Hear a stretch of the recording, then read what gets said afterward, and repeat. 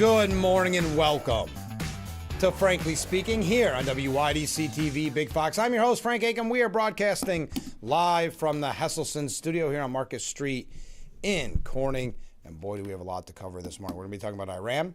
We're going to be talking about Graham Plantner. A few little New York State things. First, breaking overnight, coming in just a little before this broadcast, President Trump said that he believes his memorandum of understanding with Iran is dead after he ordered overnight strikes on 80 targets after Iranian forces attacked 3 commercial ships. This coming from the New York Post. President Trump saying in the first public remarks after the airstrikes, quote, "I don't like them at all, and frankly, I think we wasted a lot of time with them. I think we should just do our business."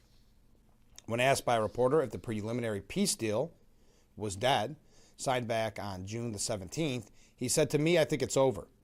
I don't want to deal with them anymore. They're scum. They're vicious, violent people. So far as I'm concerned, it's over. So far as I'm concerned, it's just a waste of time dealing with them. They are liars." And this was, let me continue with what he had to say. "They're liars, they're cheats, they're sick people. Frankly, I don't want to waste my time with them. Now I'll let our wonderful negotiators keep talking if they want, but I don't see it." And this was one of the concerns, and we had a lot of opinion pieces at the very beginning of the peace deal, of how Iran will keep, and they historically have done this, will keep teasing peace, will keep people on the line, keep them hooked while they're working behind the scenes, whether it's to build more missiles, whether it's just to get their leadership in order in this case, which it sounds like that's still quite a mess. But signaling, and all the breaking news this morning is this, signaling that, to at least in Trump's opinion, the memorandum of understanding, but also just the deal in general, the negotiations, pretty much all over but the shouting. Now, of course, I think it goes without saying, because you have places like CNN that needs to give Iran the platform, quoting Iran's foreign minister, accusing Washington of treaty breaking the U.S. attacks on southern Iran, its decision to reimpose sanctions on Iranian oil, which we'll talk about in just a second, and the ongoing fighting in Lebanon have, quote, "rendered important and fundamental parts of the agreement to end the war ineffective." This was the Iranian statement. In response, Iran's Islamic Revolutionary Guard said it launched missiles and drones at 85 U.S. military targets across Bahrain and Kuwait. Now, Iran did target in those wave of strikes, that also breaking very early this morning, in the latest blow to the fragile ceasefire agreement that, again, President Trump says is pretty much all over. The Islamic Revolutionary Guard said it carried out a joint missile and drone operation against key U.S. military sites in Bandar Salam, Bahrain's 5th Naval District, and Ali Al Salam Air Base in Kuwait, and shot down a U.S. MQ-9 drone attempting to interfere in the operation. Air raid sirens sounded in Bahrain and Kuwait. According to Reuters, the Kuwait Army said air defense were confronting hostile missile and drone attacks. The U.S. earlier unleashed fresh military strikes and revoked a license allowing Iran to sell oil in response to attacks on 3 tankers in the Straits. The U.S. Central Command said more than 60 small boats of the Islamic Revolutionary Guard Corps were among the targets hit, in a bid to impose a heavy cost on Iran for strikes on shipping in violation of the ceasefire. CENTCOM said in a statement, "The unwarranted aggression by Iranian forces is a clear and dangerous violation of the ceasefire and undermines freedom of navigation." Iran's top joint military command condemned the U.S. strikes as a blatant act of aggression, threatened a crushing response, and warned that Tehran would not allow U.S. interference in the management of the Strait. This is, again, I don't want to say it's predictable, but this is what Iran does. And that was one of the major concerns with the original memorandum of understanding. Not to say it's done, but Iran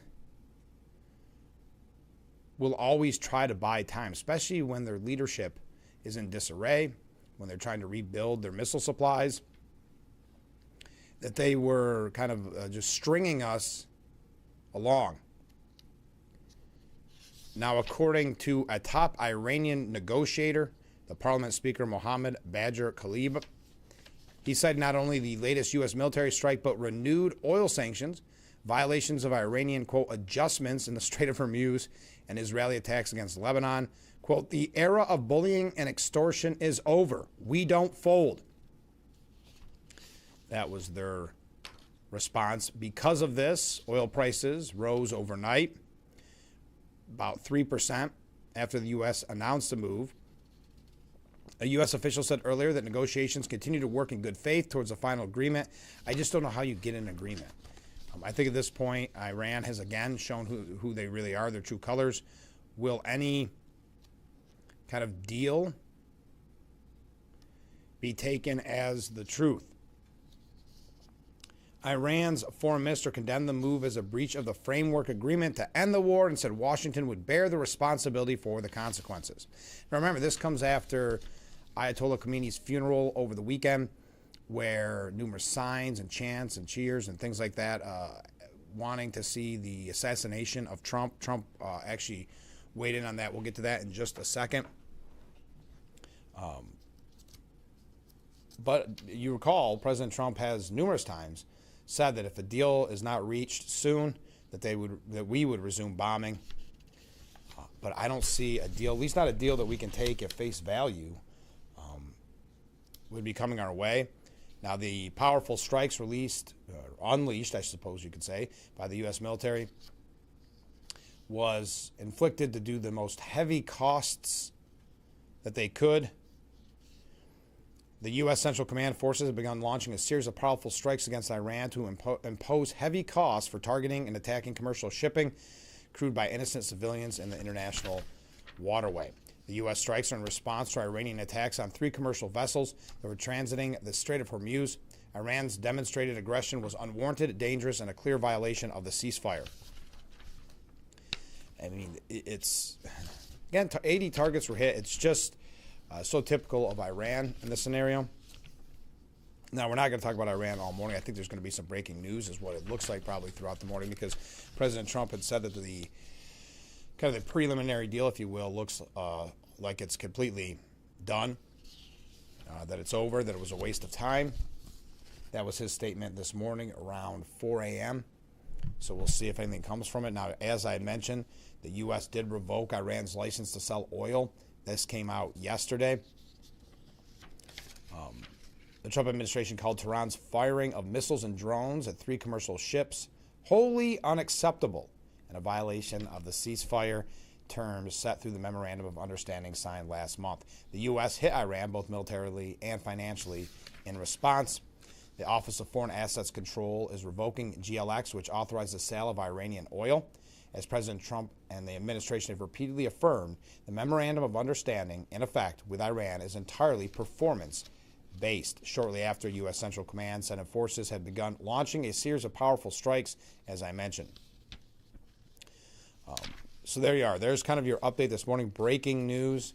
President Trump said that the ceasefire is over and that he's essentially sick of dealing with scum, as he referred to them, sick people, vicious, violent people. They're liars. Now, again, with the threats made against the president's life, we saw that during the funeral of Ayatollah Khomeini, but also throughout kind of the history. We know that there's questions whether or not the past assassination attempts had some connection to Iran. Well, President Trump noted that Iran wants to assassinate him and may ultimately succeed during his first public remarks on renewed hostilities, saying early this morning, they want to take the U.S. leader, me. I'm on every list. I saw a thing this morning. I'm on every single one of their lists. And so far, I guess I've been a little bit lucky, but that maybe doesn't last very long. He added that these are evil, sick people, and we have to get rid of their cancer. Now, NATO's Secretary, Mark Rutte, offered his unequivocal support for President Trump's overnight airstrikes, saying, I think it was absolutely necessary because when you have a ceasefire, and Iran is basically violating the ceasefire, and we've seen what happened yesterday with ships being attacked, I think it is totally crucial that the U.S. forcefully react.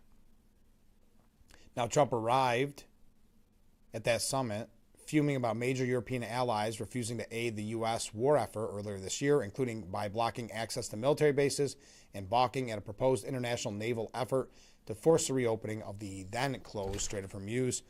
President Trump saying he's not happy with NATO for two reasons.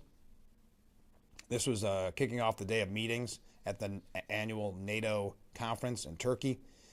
I'm not happy with NATO because of what they did with Greenland. And I'm not happy with NATO because they didn't want to help us with the number one sponsor of terrorism, Iran. Now, he said this while seated alongside NATO's Secretary General Mark Rutte, who we just mentioned after the fact. This is two different meetings.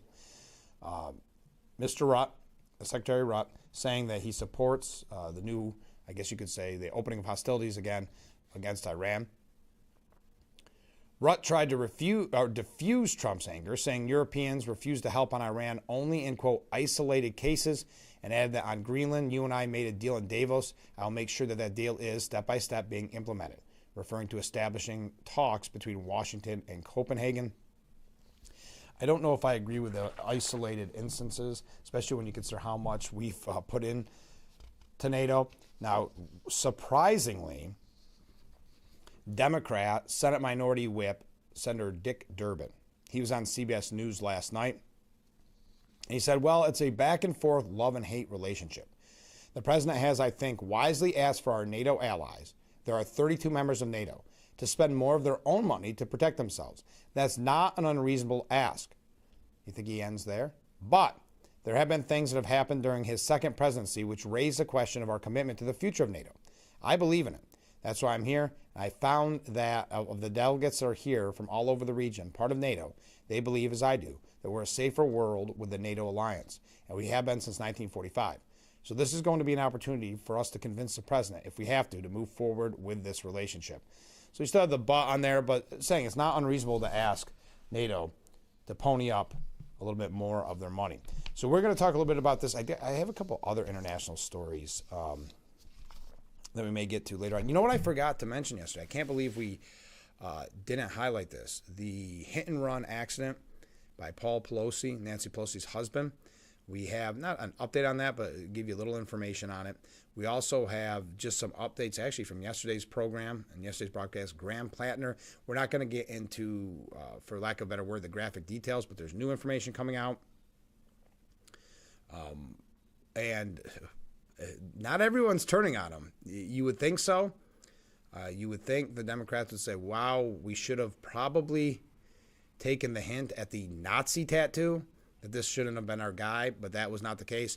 Now, what is being reported is that Graham Plattner is trying to kind of be the power broker, the kingmaker, saying, I'll resign. Because remember, that deadline is coming up on the 13th. I'll resign if I get to pick the candidate.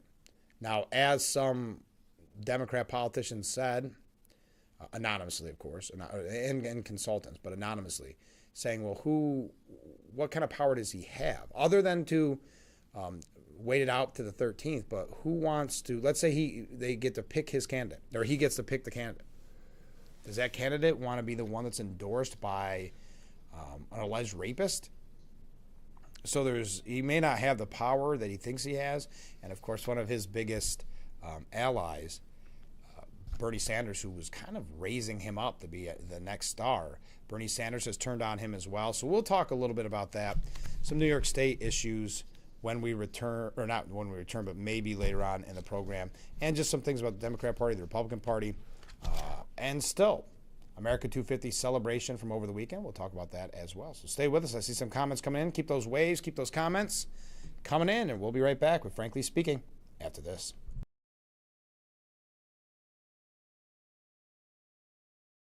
You don't have time to go to the gym? The health club is not an option? Come to Hesselson today and see why swim spas and fitness systems can fit into anyone's yard and budget. 12-foot, 14-foot, 15-foot, 18-foot dual temperature hot tubs and swim spas are all on display in Hesselson's indoor and outdoor showroom. Try before you buy. 0% interest-free financing options are available on every Hesselson swim spa. Swim and exercise year-round and start making every day better. After 70 years, it's still fun to poke in the corners at Hesselson's. Making arrangements is one of the best gifts that you can give to your family. When you prearrange your funeral, you have taken away all questions and all doubts what your final wishes are. In a cost-free, no-obligation appointment, we can sit down with you and answer any questions that you have. And we will meet you at your home or at the funeral home. Your family doesn't have to tell your story. You can tell your story for yourself. Visit carpentersphillipsflint.com. I had to pack up all my things. I had to leave my home. And I never knew where I was going next. It felt like I never even had a say. But then you came along. Change a child's story. There's a child in foster care waiting for a volunteer like you. Learn how you can help at nationalcasagal.org. Meteorologist Brandon Weathers. A rather beautiful summer day ahead of us with a high around 85 and some sunshine, relatively light winds. Tonight, a slight chance for showers and thunderstorms. We'll see lows in the mid-60s. Then going into our Thursday, more 20% storm chances here. Upper 80s for highs. We'll have additional storms possible Friday. That's our highest chance for daytime rain. After that, looking pretty nice into the weekend. The Frankly Speaking Roof Cam, brought to you by Boss Security in Horseheads. Contact them today for all your business and home security needs. We are back, broadcasting live from the Hesselson studio, of course. A couple of viewer comments. Good morning, Frank. Well, good morning, Steve. Trump also wants to suspend all trade from Spain. He said that in the same meeting. He said he wants to stop immediately. Yes, to quote the president, thank you for highlighting that, Steve. We were talking more specifically about Iran, and I forgot that. That's a very good point. He said, I spoke to Italy. I didn't speak to Spain. This is the president. Spain is a wasted cause. We don't want to do any trade business with Spain anymore, by the way. I'd like to cut it out. Spain is a terrible partner in NATO. Cut off all trade with Spain, please, including visits, okay? We don't want anything to do. Watch them come running back. They'll come running back. And then when he pointed to the Secretary Root, he said they treat this man terribly. So yes, cutting off all trade made very clear where he stands on Spain. Mark writes in and also says, good morning, Frank. Well, good morning, Mark.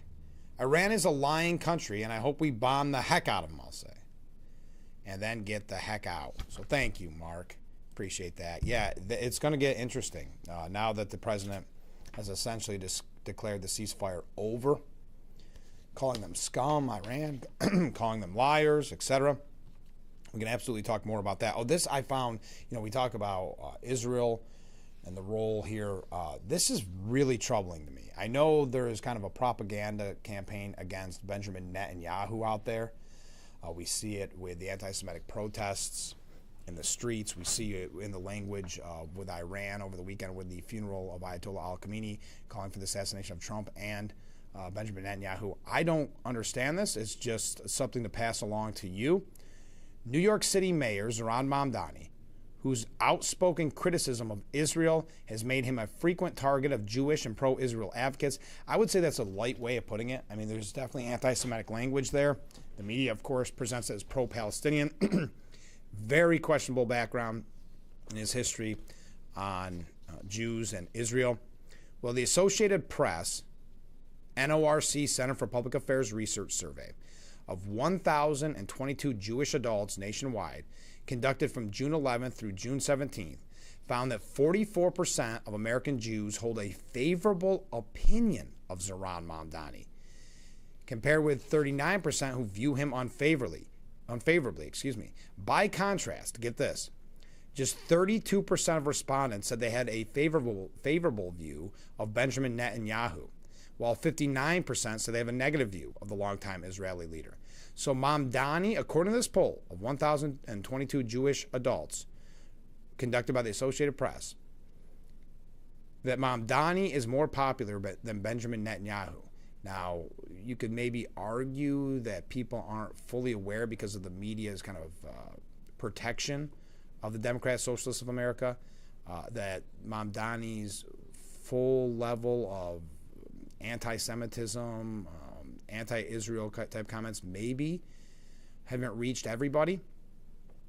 And it's shocking to me, though. Now, Mamdani won just 26% of the Jewish vote in last year's mayoral election. I don't know what would make him more popular now, but 44% of American Jews hold a favorable opinion of Zohran Mamdani. Just 32%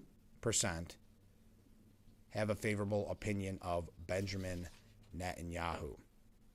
I mean, look at this. Just some of the history. I'm not going to go through the history, but just recently, Mayor Mamdani skipped the annual Israel Day parade, where participation is a long-standing tradition for New York City leaders.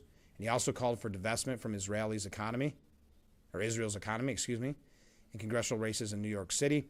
Mamdani actively campaigned for candidates who made inflammatory statements on Israel. So much so, because one member of The View called out, and rightfully so, the anti-Semitism of these candidates. Mamdani, I thought I had it here, I don't think I do, but Mamdani and his people screamed at the producers saying, we're not going to have any of the Democrat Socialist of America candidates on The View any longer, which I would think that would be a positive if I was a producer, but I might have a different view than The View. But Mamdani and the candidates he supports, they're the same people that are marching in the streets with these anti-Semitic protests, these anti-Jewish protests. But so that poll is shocking. Now, kind of on a different perspective on that, before we move along from this, Michael Rappaport, who's a actor who's been very outspoken against Trump, which you'd say, of course, most actors are. I thought this was interesting. He was on a podcast, and the host, Jamie Kennedy, said, you were mad at Trump. Now you're cool with Trump? Michael Rappaport said, yeah, but I have problems, and he's far from not being infuriating. But he said, after October 7th, I realized the magnitude and scope of the hostage situation. And it was between cadaver Joe Biden and Trump and Kamala.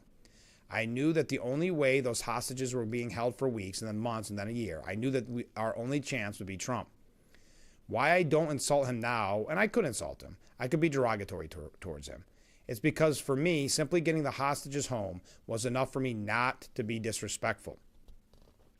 The exposure and the enlightenment and the conversations I've had with hostage families, the reality that I saw, it's worth it for me to not be disrespectful to him because I fought, begged, pleaded to get the hostages home by any means necessary. He said people have reached out to him upset that he stopped disparaging Trump, but he invited them to carry the torch because he no longer was interested in slamming the president, saying, quote, for me, it was enough to get the hostages home and protect Israel's right to exist.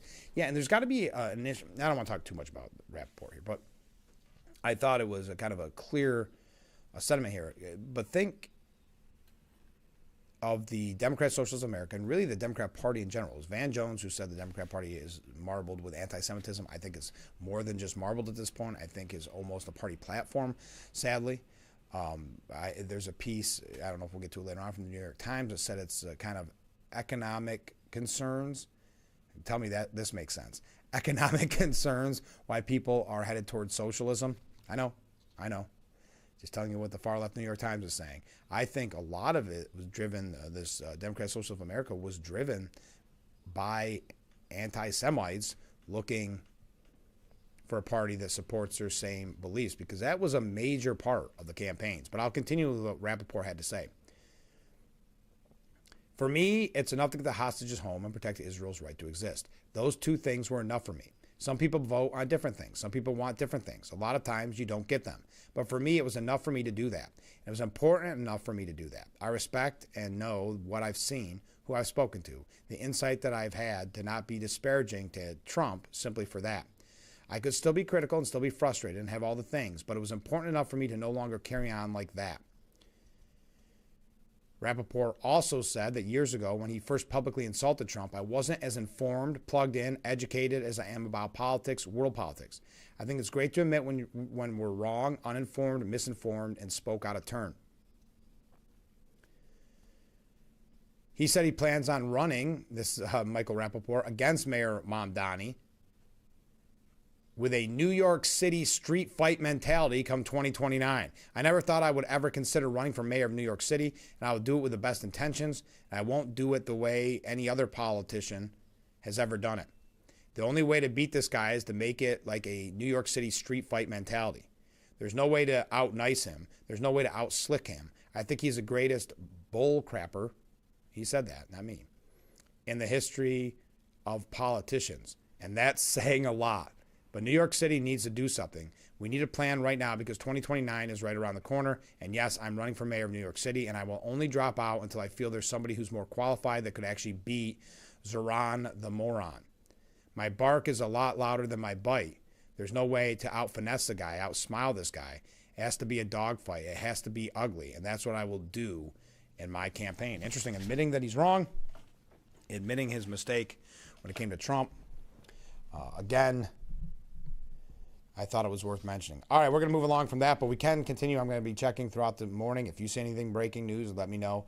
But we'll be checking throughout the morning to see if there are any updates as President Trump essentially says that the Iran ceasefire is over, calling Iran scum and sick people. Also, I do think it is troubling, but like I said, President Trump admitting that Iran wants to assassinate him and said he's been very lucky so far. So we could talk about that as well. But yes, saying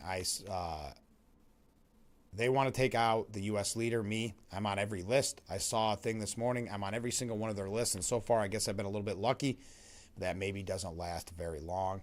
These are evil, sick people, and we need to get rid of the cancer. All right, stay with us. We'll be right back with Frankly Speaking after this.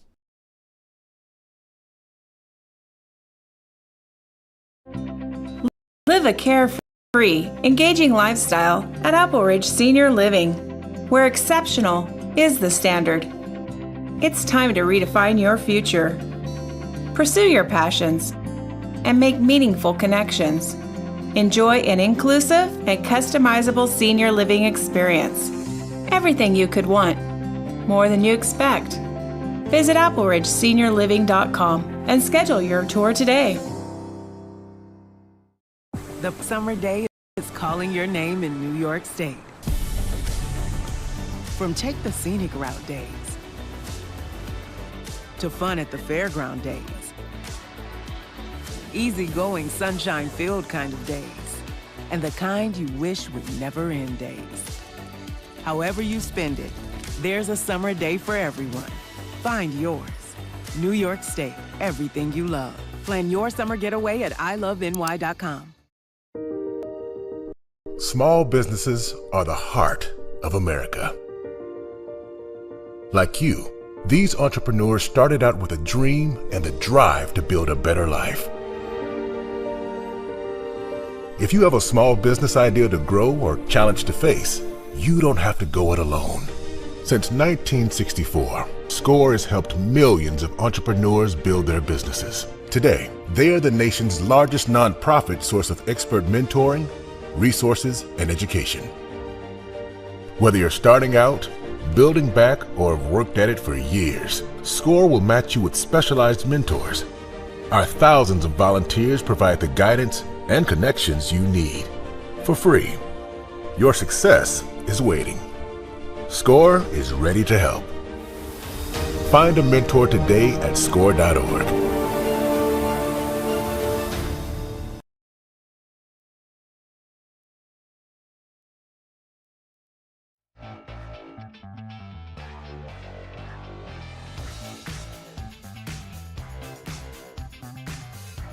The Frankly Speaking Roof Cam, brought to you by Voss Security and Horseheads. Contact them today for all your business and home security needs. We are back broadcasting live from the Hesselson studio, completely changing the topic, and we're going to change the topic, but feel free to weigh in on the Iran situation as the president calls the ceasefire all but over, not wanting to deal with this anymore, not wanting to deal with them. I don't want to deal with them anymore. They're scum, saying the president. But to completely change the topic, I know we have a lot of sportsmen and women out there, and we've always tried to highlight and promote these high school clay target leagues. Jealous, I think. I know that. I know that I wish we had them in high school.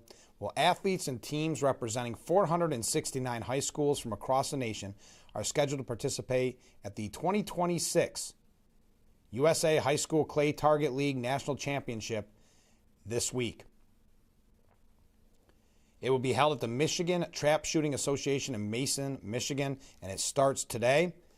I'm not going to go through the whole setup, but we do want to wish, and I hope I didn't miss anybody here. I tried to mark because obviously I went through all of the teams, but we want to wish our local teams the best. Canisteo Greenwood High School, and right down the road, Corning Painted Post High School. So best of luck to all the participants, but also to our local participants. We'll try to keep an eye on this and let you know how it goes for all of them. Sounds like a fun weekend. Over 40,000 student athletes participated on over 2,000 high school teams and USA High School Clay Target League programs this spring. Only the teams and athletes that had the highest final season average of the competition of the spring season qualified to register for the national championship. Really impressive. So the league is the only 100% school-approved clay target shooting sport program in America. Every team must have school approval to participate. Most participating schools have lettering programs as well as yearbook inclusion for the teams. In addition, tens of thousands of dollars in scholarships are provided to qualifying seniors by the league and post-secondary institutions each year.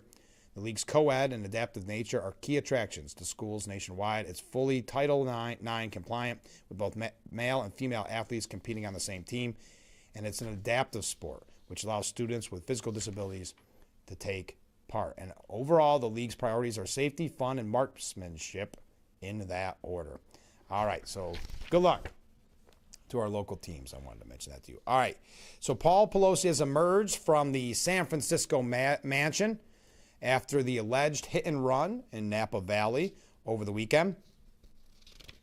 The 86-year-old was seen entering the rear of a dark-colored sedan, but was not behind the wheel after the Friday crash. He left the couple's, get this, Nancy Pelosi, Paul Pelosi, $8.7 million Pacific Heights mansion, wearing an all-black San Francisco Giants cap, a blue shirt with eyeglasses hanging from the collar, and dark blue pants while carrying a bottle of Gator Light sports drink. First of all, imagine that, 8.6 million. I know they're extremely rich with the, there's been questions of insider trading, these type of things with the Pelosi's. But to think she's the one lecturing about affordability. You remember during COVID when she was bragging about having an extra fridge just for her refrigerator, just for her ice cream, when others were struggling to survive under the Biden administration? Pelosi has yet not been charged with any crime related to the alleged hit and run, which disabled his brown Maserati convertible and left heavy damage to the rear end of a Tesla. The Napa County Sheriff's Office has recommended local prosecutors charge him with misdemeanor hit and run after the crash on Friday. Photos taken at the scene showed a black Tesla with heavy damage to its left rear side, with vehicle debris scattered along the street. A spokesman for the Pelosi's, is this the same one where they basically said they weren't going to ask any questions or answer any questions after this, saying Mr. Paul Pelosi has personally apologized to the owner of the vehicle and assured them that he would take responsibility for the damage to the vehicle. And then there was something else to it, that we will not respond to any more questions about this issue. Authorities said the impact caused major damage and forced the parked vehicle's right tire onto the curb. So hitting a parked vehicle, the witnesses told 911 dispatcher the driver briefly stopped before pulling away from the scene. They later located Paul Pelosi, where his brown convertible had become disabled and was partially blocking the roadway. Wow, this is a heck of a hit and run. Officials said the vehicle sustained significant damage to its front right side. Paul Pelosi, after being contacted by deputies, remember, he's above the law, so the deputies contact him. He acknowledged he had struck something, but said he did not know what it was. That's terrifying. If your response is, I did strike something, I just didn't know what it was, so I kept driving. So it could have been a human being, Mr. Pelosi? Or you're just moving along, you're not used to any kind of repercussions? He continued driving until his damaged vehicle stopped working. That's how bad the damage was to a hit and run. Imagine that. I don't know what I hit, so I better get out of here. Sheriff's officials determined alcohol did not play a role in the collision. Paul Pelosi submitted to a preliminary alcohol screening test that registered a blood alcohol content of 0.00, ruling out driving under the influence. He was not taken into custody at the scene. Seems like a little bit of different set of rules for the Pelosi's than it would be for you and I. The Napa County District Attorney's Office told the California Post that no charging decision has been made yet, that there are only partial documents and they're waiting for a key report. A spokesperson noted a time frame for a decision could be available later this week. So there's your update. He has emerged from his mansion. Again, I think a different set of rules for the Pelosi's than there would be for you or I in that situation. We have a couple other updates. A lot of questions and your thoughts on this, on Mitch McConnell and kind of, well, first of all, conspiracy theories, I guess you could say, swirling around. But not just that, the actual facts that we know about it, which we'll get to a little bit later on. But the fact that he's been in the hospital so long, they're not giving us any updates, and that his wife, 3 days after he was found unresponsive, where they had to administer CPR, that she was on a trip to China in a conversation about China-U.S. relations. A lot of, we'll just say, moving pieces there. So your thoughts on that. We got to take a short break. We're moving fast this morning, so stay with us. This is Frankly Speaking here on WYDC TV, Big Fox.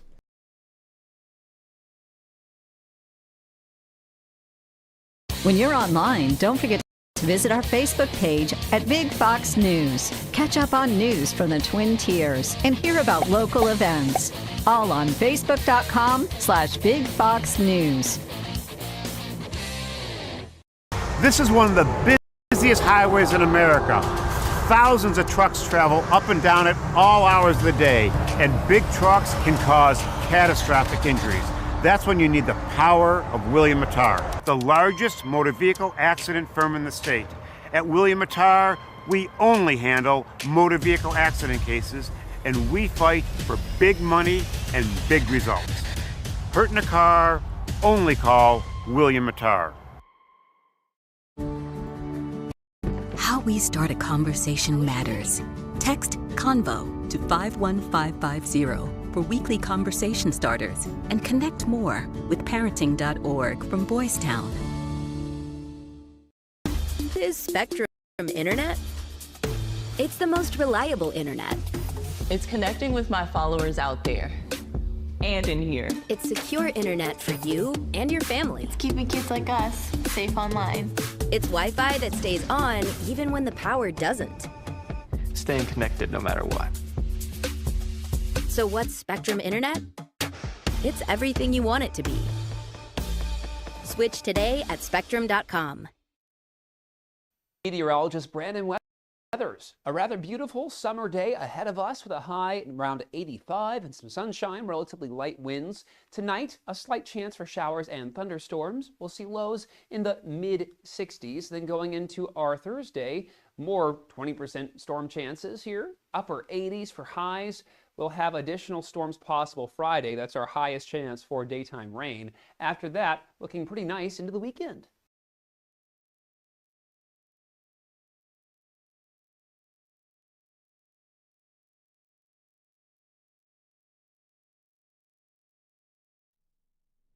Frankly Speaking Roof Cam, brought to you by Boss Security in Horseheads. Contact them today for all your business and home security needs. We are back, broadcasting live from the Hesselson studio here on Marcus Street in Corning.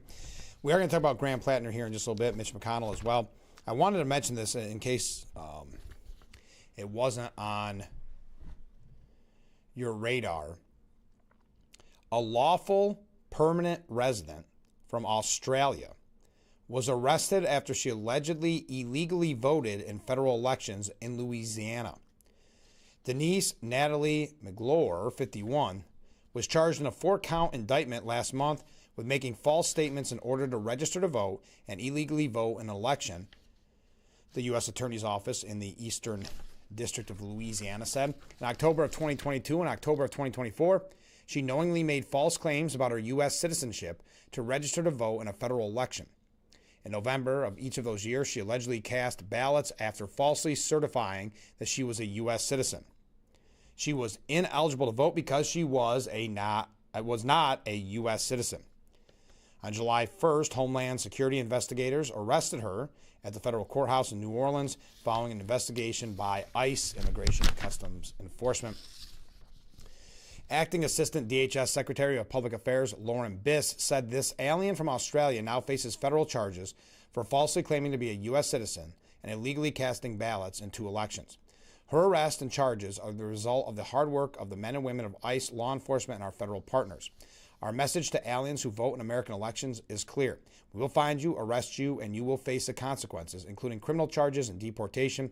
Only Americans should be electing American leaders. Now, if convicted, she faces a maximum penalty of 5 years in prison, followed by 3 years of supervised release. She also faces a fine of up to $250,000 and a $100 mandatory special assessment fee. Ooh, $100 mandatory special assessment fee.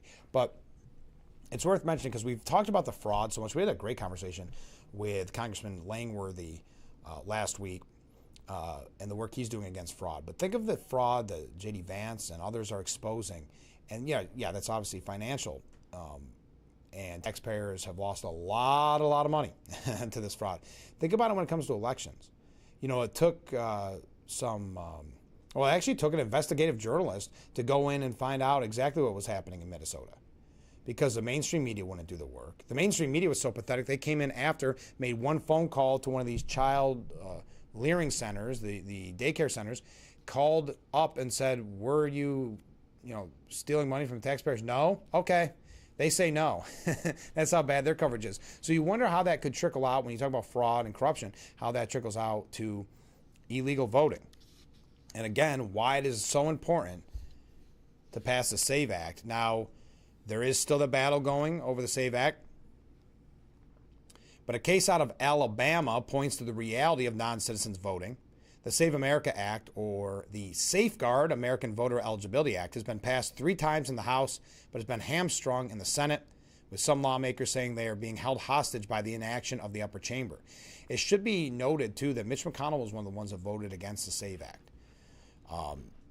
The Save America Act would fight election fraud by requiring individuals to provide proof of U.S. citizenship, right?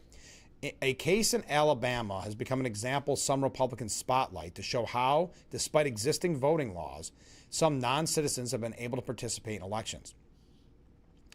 The battle played out in Alabama over several years when Alabama Secretary of State Wes Allen identified 3,251 individuals in 2023 who were registered to vote in Alabama and had issued non-citizen identification numbers by the Department of Homeland Security. At the time, Allen said he was repeatedly denied help by the Biden administration. He also noted at the time it was possible for some of the individuals to have become naturalized citizens who are eligible to vote, and said the Secretary of State's office would allow them to update their information and participate in the civil process. His efforts to clean up the voter rolls were blocked in court during the Biden administration. Why is it that the Democrats fight so hard against trying to clean up corruption in our voting system? I think you can assume for yourself. Allen was able to have 186 non-citizens who are registered to vote removed from the state's voter file in January of 2026. Allen partnered with the federal government we get enough of that. But so this is just example after example of why the SAVE Act is so vital.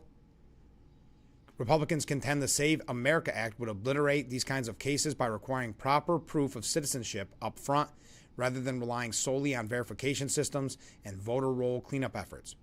Representative Riley Moore, a Republican from West Virginia, told Breitbart News this month that election integrity remains a major concern among Republican voters, calling it a core tenet of why Republicans won in 2024, and saying the issue comes up at any Lincoln-Reagan Day dinner in any country. When I say country, I mean any county in America. This will be a top issue for any Republican that you talk to.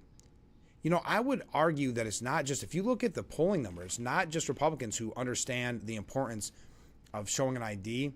What is it? Somewhere around high 70s into the 80% of Americans believe that you should have to prove that you're an American citizen to vote. I know we haven't talked about the SAVE Act all that much, but I saw a couple pieces this morning, and it kind of reminded me that Mitch McConnell was someone that had voted against him, and then now obviously clearly having major health issues. A lot of people questioning exactly what's going on. I know on the left, and probably some on the right, but the left is, I saw a lot on social media yesterday, clearly coming out and suggesting there's some type of conspiracy that he is essentially being almost kept alive so that some certain breaking point hits where they won't have to do a special election and they can hand-pick someone, is the way I understand it. I don't always understand the conspiracies of the far left, but what I think is really interesting, and we'll talk about it when we return, a little bit about Mitch McConnell, just giving you an update on what we know. Then we do have Graham Plattner. If you are just joining, we don't have him on the show. We have topics to discuss with Graham Plattner. But if you are just joining us, Trump says that the Iran ceasefire is over and vows to no longer deal with the sick people in charge in Iran. To me, I think it's over. I don't want to deal with them anymore. They're scum. They're vicious, violent people.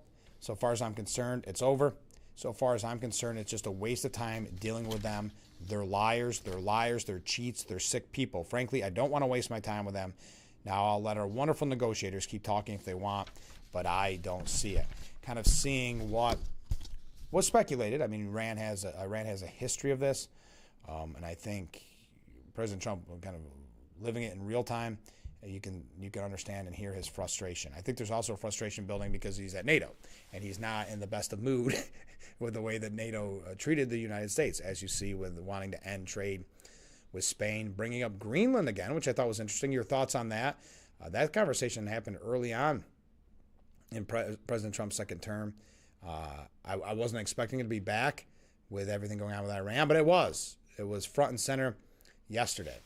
So your thoughts on that as well. Do you think we should have Greenland? I know strategically it's a good location. But your thoughts on that. Stay with us. We'll be right back with Frankly Speaking here on WYDC TV, Big Fox.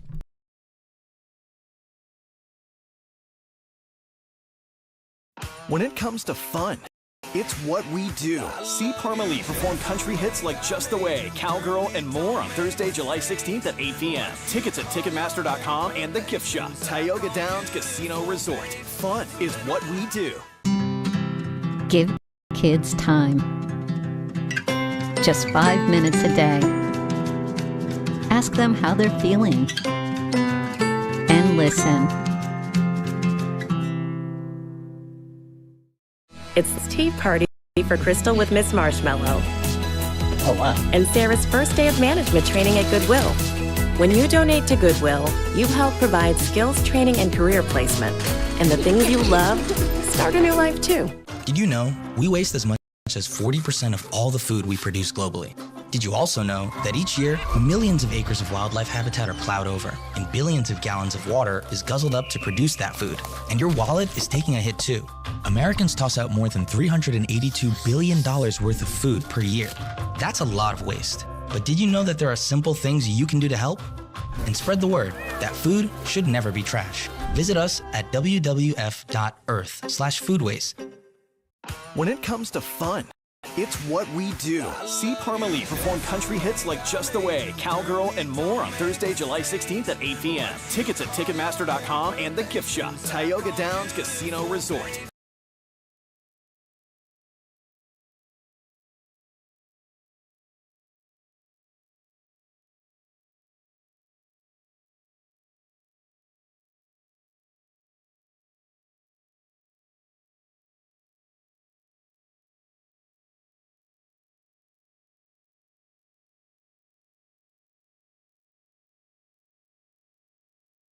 The Frankly Speaking Roof Cam, brought to you by Boss Security in Horseheads. Contact them today for all your business and home security needs. We are back, broadcasting live from the Hesselson studio here on Market Street in Corning. I see a lot of comments coming in, and I appreciate that. I didn't have a chance to read them all. We'll get to those in the next segment. Now, Mitch McConnell, and we are going to talk about Graham Plattner. Don't worry. But Mitch McConnell, yeah, it's bad. With Graham Plattner, it just every day it's something else. But he thinks he has the power, not to continue to run necessarily, but he thinks he can persuade the Democrats, because the time is ticking, he'll resign scenario, kind of negotiating with terrorists. I'll resign if I get to pick another far left, kind of, not kind of, a socialist, anti-Semite, those type of things. I want to pick that candidate, which, again, I don't think he has that kind of power right now, but he does if you look at time frame. But when his essential mentor, Bernie Sanders, when he's calling for him to drop out, he's in a pretty bad situation. But I did just want to quickly mention Mitch McConnell, because it's article headlines like this that frustrate me to no end. CNN's Aaron Blake says Mitch McConnell, Joe Biden, and the growing epidemic of politicians hiding health problems. Joe Biden wasn't hiding a health problem. It was right out there, pretty much at the forefront. Yes, they kept him behind the scenes as much as possible. But this should have been reported on. This shouldn't have been a headline when Mitch McConnell got sick. This should have been a headline during the Biden administration. But now, just like with, now they're telling us that Obama's Iran deal was horrible to make Trump look bad. They'll say, boy, Obama's Iran deal was bad, but is it as bad as Trump's? And you're saying, wait, you never admitted that it was bad in the first place until you could use it as a kind of a cudgel against Trump. Now we see the same thing. McConnell's like, what is it with Mitch McConnell, Joe Biden? Well, maybe if you would have reported on it and not mocked and ridiculed or called people conspiracy theorists, if they questioned Biden's mental health, questioned his physical health, they would attack you. They would go after you, call him sharp as a tack, etc. You know all about that. But now the reporting comes out after the fact to try to cover themselves, as it were. So Aaron Blake says there was a national reckoning after the 2024 presidential campaign about federal officials, Joe Biden and his White House specifically, hiding important health information from the public. How do you like that? That they, and I get it. You blame the people around Joe Biden. I would too. Dr. Jill and all his advisors. Yes, they did try to hide as much as they can. But this goes to show you the difference between a Republican and a Democrat. Because whether it's a Democrat candidate or a Democrat politician, when they say they hid it from the public, that means because the media only reads the press releases and the positive statements being sent by the Biden administration. They didn't do the digging and the investigating that they should be doing. You know, look how many stories we've had, and it was going through quite a tick there for a while, of all the stories they had about Trump and the bruises and is he sick, and again it's very similar to what we saw in Biden, meaning with Biden, never mind what you're seeing with your eyes, trust us. With Trump, it was never mind what you're seeing with your eyes and the numerous press conferences and the insane schedule they has every day. Never mind that. Believe what we're telling you. So in this case, admitting that the White House was able to hide this from the media because they were not doing their job. They were just reporting the press releases that were sent out by the White House.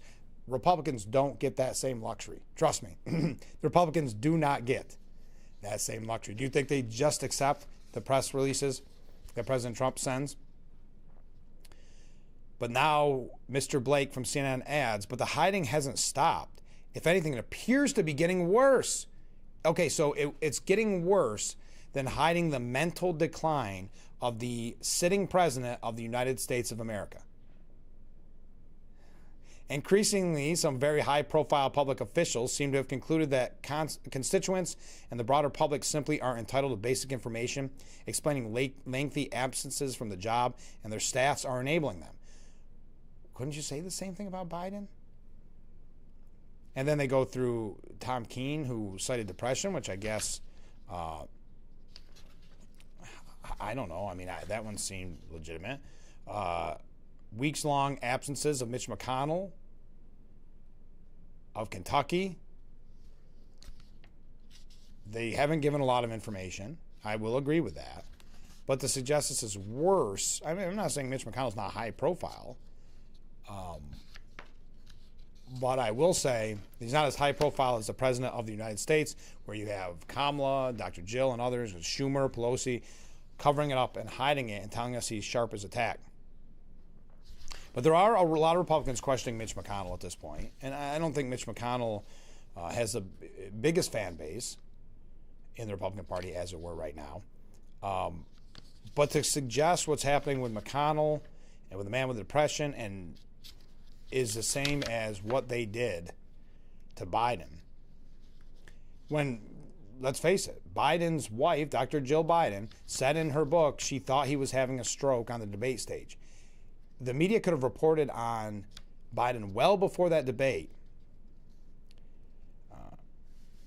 Throughout his time in, yeah, now, of course, because it's CNN, they have to go after President Trump in this, too. Doing the reporting against the president, who's over in NATO right now, having all these meetings, all these things, go after President Trump more than they ever did with Biden. So it's just more, this is more of a look at the media and the disgusting nature of the media. But we have to, and the disgusting biased nature of the media. So Mitch McConnell, Joe Biden, and the growing epidemic of politicians, they want to say that they're not biased by putting Joe Biden in there and then criticizing Mitch McConnell, Republicans, and Trump. All right, we got to take a break. Get ready to wrap up hour number 1. Stay with us.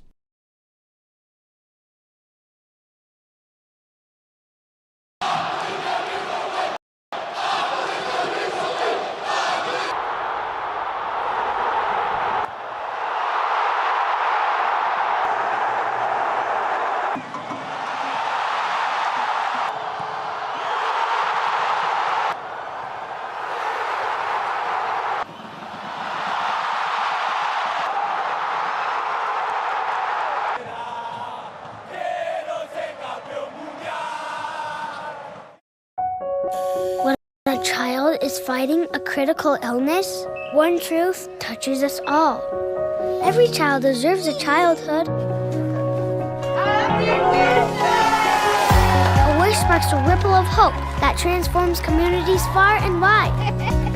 And when we grant wishes together, we create a movement of kindness, strength, and unity. Become a wishmaker today and be part of a journey that truly changes lives.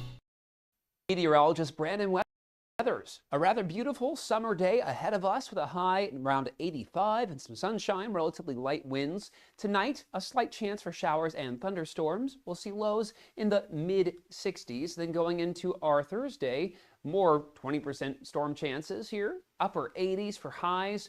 We'll have additional storms possible Friday. That's our highest chance for daytime rain. After that, looking pretty nice into the weekend.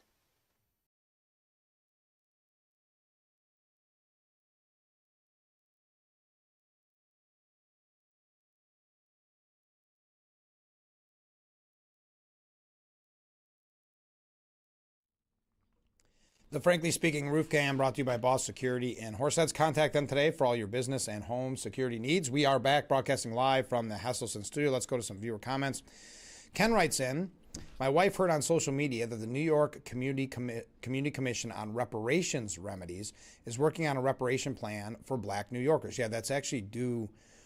It was funny because they've moved the goal line a couple times. Because remember, California did this too, and when they came up with a conclusion about how much money it should be, even Gavin Newsom, far-left Gavin Newsom, realized that it would bankrupt the state. So a lot of this is obviously just virtue signaling. So in New York, they moved it to January 2027 after the elections, obviously. Okay. It also sounds like the suggested reparations amount is $800,000. I don't know if they've put out any monetary ones, but Ken continues, monetary figures. Ken writes in, I think New York should also create a commission to study reparations for indentured servants. There's a possibility that my ancestors came here under that plan, and history tells us that many indentured servants were paid little and never able to pay off the cost of passage and the new cost of living expenses levied on them by people that sponsored their passage. My understanding is that those indentured servants ended when slavery ended. While conditions are not as bad as the slaves suffered, the indentured servants did not have it as bad as the slaves. They still suffered. Shouldn't those descendants also receive some compensation? I think, well, I guess you're kind of pointing to a slippery slope there, Ken. We would eventually go broke. And you know, it's actually funny you bring that up, and I should have waited till the next hour to read this. The person who came up with the 1619 project that's been debunked, Nicole Hannah-Jones, she says that if reparations are paid, it would be an admission that the U.S. existence is a crime, that the actual existence of the United States is a crime. Paying reparation is an admission of the crime, but it's not an admission of the crime of a handful of bad apples or a few years of bad policies. It is a crime of the entire existence of the United States. How's that? We got more viewer comments when we return. Stay with us. Hour number 1 in the books. Hour 2 coming up next.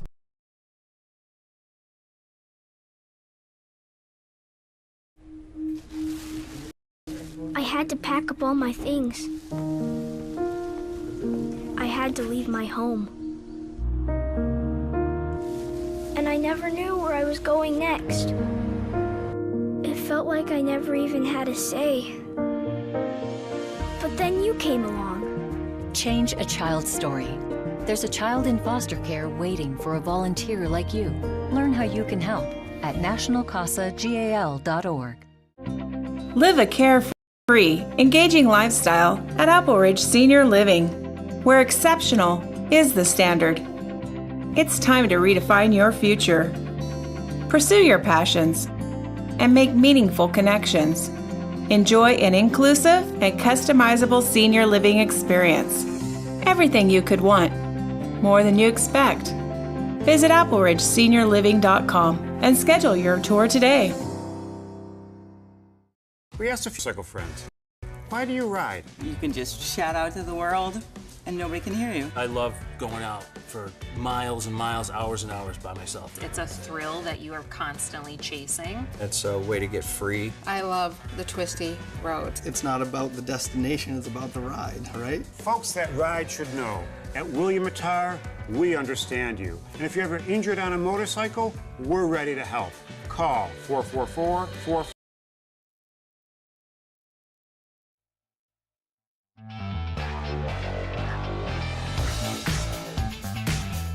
And we welcome you to hour number 2 of Frankly Speaking here on WYDC TV, Big Fox.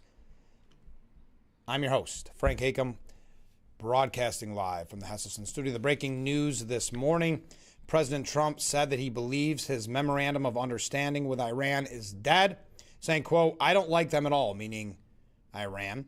And frankly, I think we wasted a lot of time with them. I think we should just do our business. When asked by a reporter if the peace deal, preliminary peace deal, is dead, Trump said to me, I think it's over. I don't want to deal with them anymore. They're scum. They're vicious, violent people. So far as I'm concerned, it's over. So far as I'm concerned, it's just a waste of time dealing with them. They're liars. They're liars. They're cheats. They're sick people. Frankly, I don't want to waste my time with them. Now, I'll let our wonderful negotiators keep talking if they want, but I don't see it. He also said, when it was noted that Iran wants to assassinate him, we saw that during the funeral of Ayatollah Khamenei, he said they want to take the U.S. leader, me, out. I'm on every list. I saw a thing this morning. I'm on every single one of their lists. And so far, as I guess, I've been a little bit lucky. That maybe doesn't last very long. These are evil, sick people, and we have to get rid of their cancer. All right. Let's go to some viewer comments. You know, many people feel that both sides of the aisle are cheats and liars, etc. However, the Democrats make Republicans look like saints. Thank you very much. That's a fair point.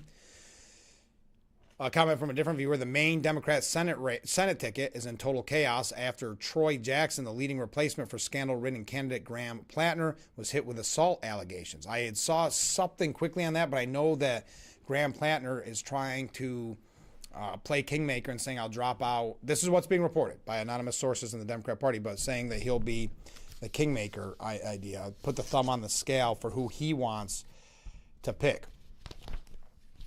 Also, Mark writes in, I see where Fetterman called Plattner a scumbag. Also, he didn't have a good word to say about him. Yeah, he said that this is Democrat Senator John Fetterman of Pennsylvania. He said many of these people that put someone like Plattner in this seat right now sit it out, meaning you don't get to have a say, like a Bernie Sanders, for instance. You don't have a say of who gets to be picked. Fetterman condemned his colleagues in Congress and others who continued backing Plattner after problematic internet comments he made years ago came to light. His admission he once had a tattoo widely associated with a Nazi emblem. That's how CNN always puts it. It is a Nazi emblem. Come on, would that be the sentence? If it were a Republican candidate, widely associated with the Nazi emblem? No, it would be deemed a Nazi emblem. And allegations of sexually explicit text and concerning behavior towards women. And then they add more of what was reported about the alleged sexual assault yesterday, or reported the other day. How have we arrived here, said Fetterman, that I think is an important thing to explore, and the people that really made that possible, hold them accountable too. He specifically cut out Bernie Sanders, saying he put Plattner on the map more than anyone. Saying, I would really call Bernie Sanders to apologize for pushing this kind of predator more than anyone. He helped him become the Democrat nominee, and now he should apologize to the victims, especially the woman that she claimed that he raped her. I don't know why you want to keep pushing these kind of people. Yeah, Bernie Sanders was late to call for his ouster because Bernie Sanders was essentially a mentor to Graham Plattner. Okay. Now, Bernie Sanders did say, I have spoken with Graham Plantner about the best path forward for Maine.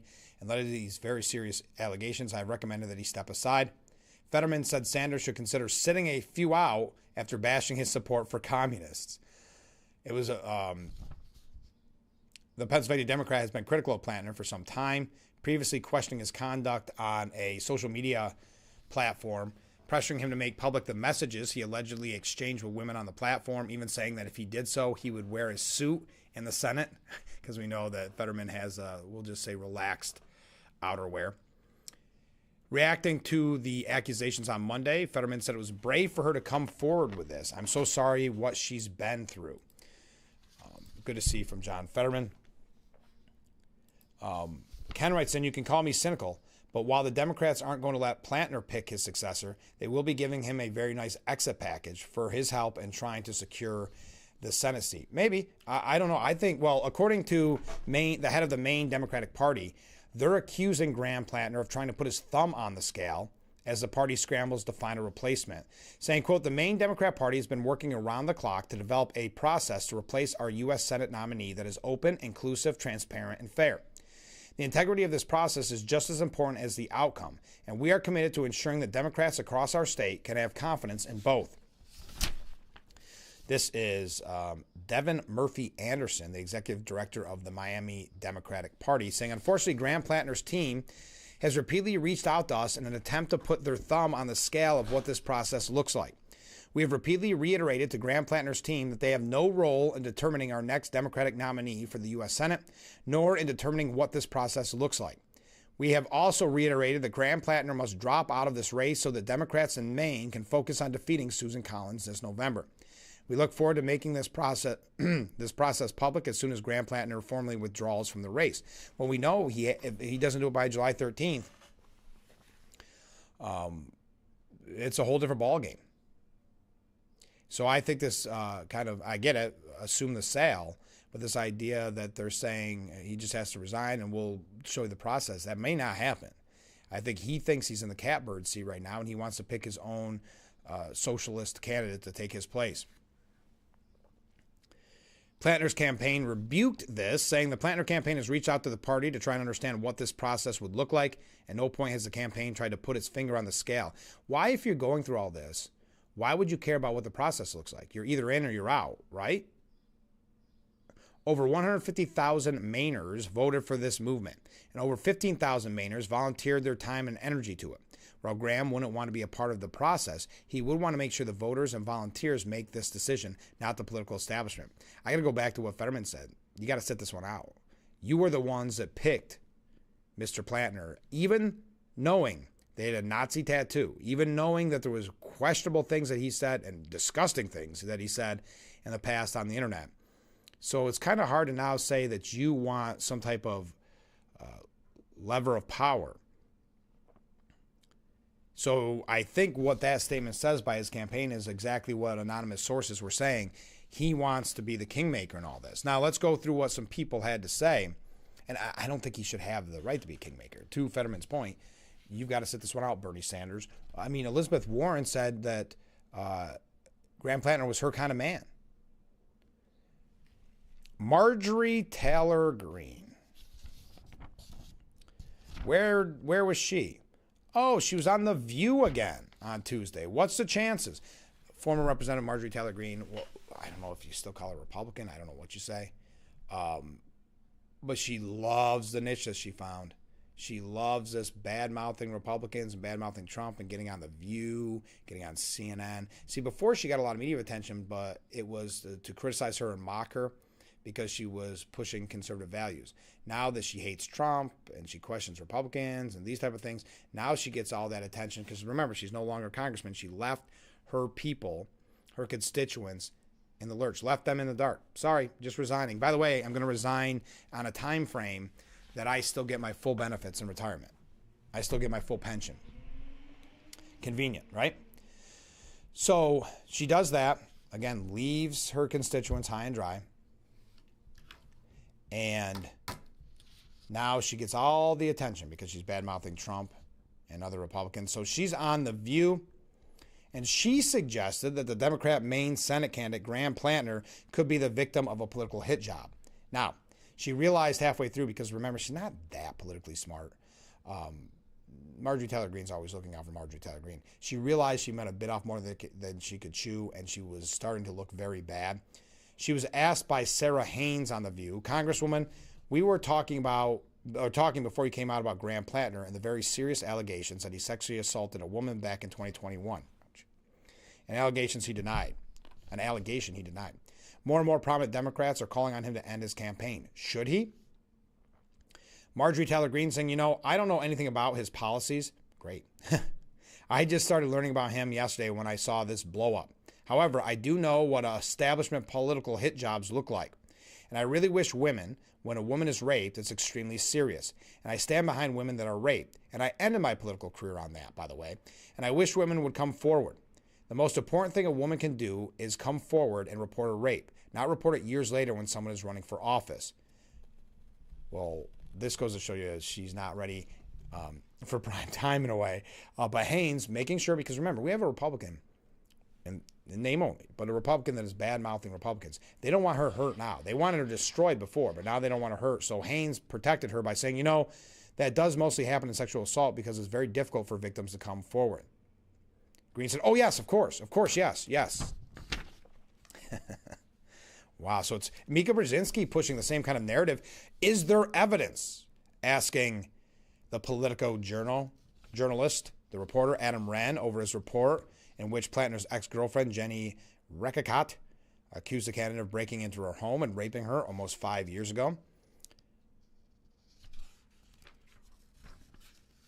Brzezinski on Morning Joe said, my question to you, given the very high standards Politico has before they write something like this and publish it, what aspects of this story brought it to this level of publishable?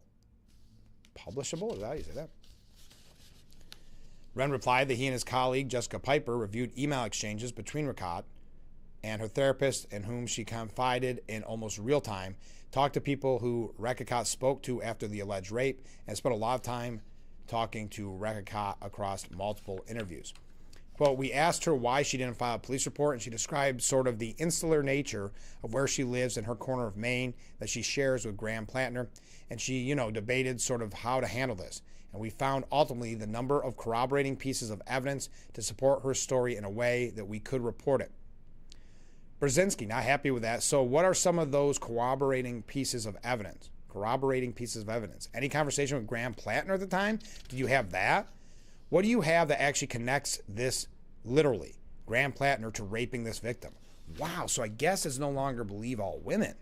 Well, that rule's changed really quickly, right? I mean, that's a big difference from believe all women during the Me Too movement to now saying we want proof and we want Graham Plattner to essentially admit it.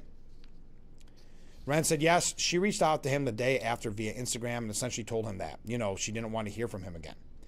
Brzezinski interrupting, saying, but you were able to see those DMs, the direct messages directly? She tried to recover those DMs. We were not able to review those DMs. See, Brzezinski knew that because that was being reported. But she described them to us. We also, long before he was a political candidate, we saw her essentially explain to others that in her words, that he was consensually careless. Brzezinski not happy, still not happy. Right, but were you able to see the interactions between Graham Plattner and this alleged victim? Did you actually physically see them? Did she produce them for you? Wow. So this is not a believe all women. This is Brzezinski is fired up here when it comes to the evidence that she wants. Wren said this sounds like more of a court case. She attempted to uncover them but was unable to, Wren said. Now, MSN Now co-anchor Willie Geist then questioned Wren about the timing of the story, noting that it was published exactly 1 week from the deadline when Plattner would have to drop out. Wren said, so imagine the far left, Joe Scarborough's show, going after the far left Politico because they didn't like what they did to their candidate. Wren said that Rekicott wanted Maine voters to have the full story here. And at the end of the video, or the interview, if it wasn't annoying enough, Brzezinski again leaned into Wren for more concrete evidence. So, Adam, in closing, obviously this is a huge political bombshell story, a story that might probably will lead to the end of Graham Plattner's campaign. I'm going back to the decision to publish, and I'm curious what concrete evidence took this story beyond Graham Plattner saying this was consensual, Jenny Rekicott saying this was not consensual. What took it over the edge and had you and your editors decided to publish, of course, kind of an earthquake in Democrat politics? What was a piece of evidence and pieces of evidence that you made sure that you had? Wren repeated that he had confident that Rekicott had confided in several people about the alleged rape long before Plattner was a political candidate and shared screenshots of messages and emails with the reporter. Brzezinski cut him off saying, well, those are the things I said. What is the actual? Is there evidence between her and him? So this, how long was this segment? Evidence between her and him, evidence of a crime. Because he's being accused of rape. Well, put this over the edge because he says he didn't, and he has people on the side who say he didn't. She says, I did, and I'm trying. What's the through line? Do you think she would have this kind of conversation with a reporter if it was anybody else but a Democrat candidate who they believe had a very good shot at beating Susan Collins? I can't believe this kind of grilling of another fellow leftist journalist from Politico. I don't know, wanting him to plant the seed and doubt in people's mind. I mean, again, I remember what the rules were during the Me Too movement about believing all women. And it was rightfully so, people criticized it was a low bar with no evidence really needed, these type of things. Now, apparently, Mika Brzezinski doesn't have the same opinion. Wren repeated that he and his colleague interviewed Rekicott multiple times and spoke to people she had confided in, saying Politico stands by our reporting. But apparently, not Miss Mika Brzezinski, who I don't know what, I guess she wants Graham Plattner to admit it or to have some type of video. Because remember, they weren't reporting on him. It's not as if he didn't already have this bad reputation, whether it's graphic text messages to other women after he was married, whether it's the disgusting things he said on Reddit and places like that, whether it's a Nazi tattoo. We'll tell you a little bit more about that. There's other comments on him. I know I'm running late.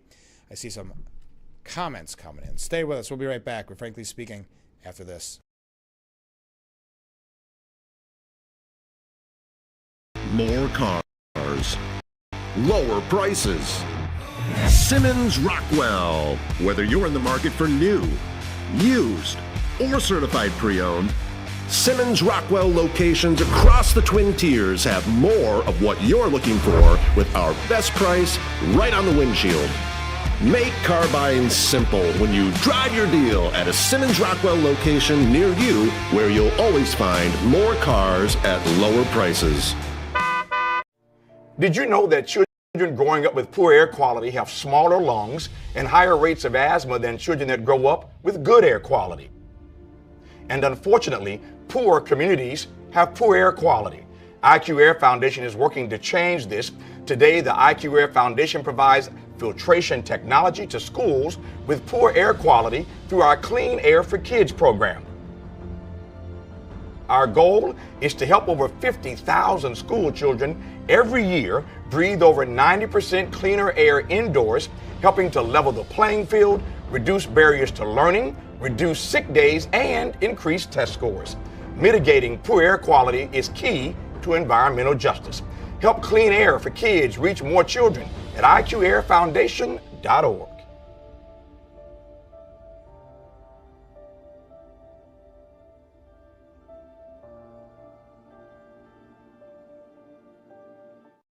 I'm meteorologist Brandon Weathers. A rather beautiful summer day ahead of us with a high around 85 and some sunshine, relatively light winds. Tonight, a slight chance for showers and thunderstorms. We'll see lows in the mid-60s. Then going into our Thursday, more 20% storm chances here. Upper 80s for highs. We'll have additional storms possible Friday. That's our highest chance for daytime rain. After that, looking pretty nice into the weekend.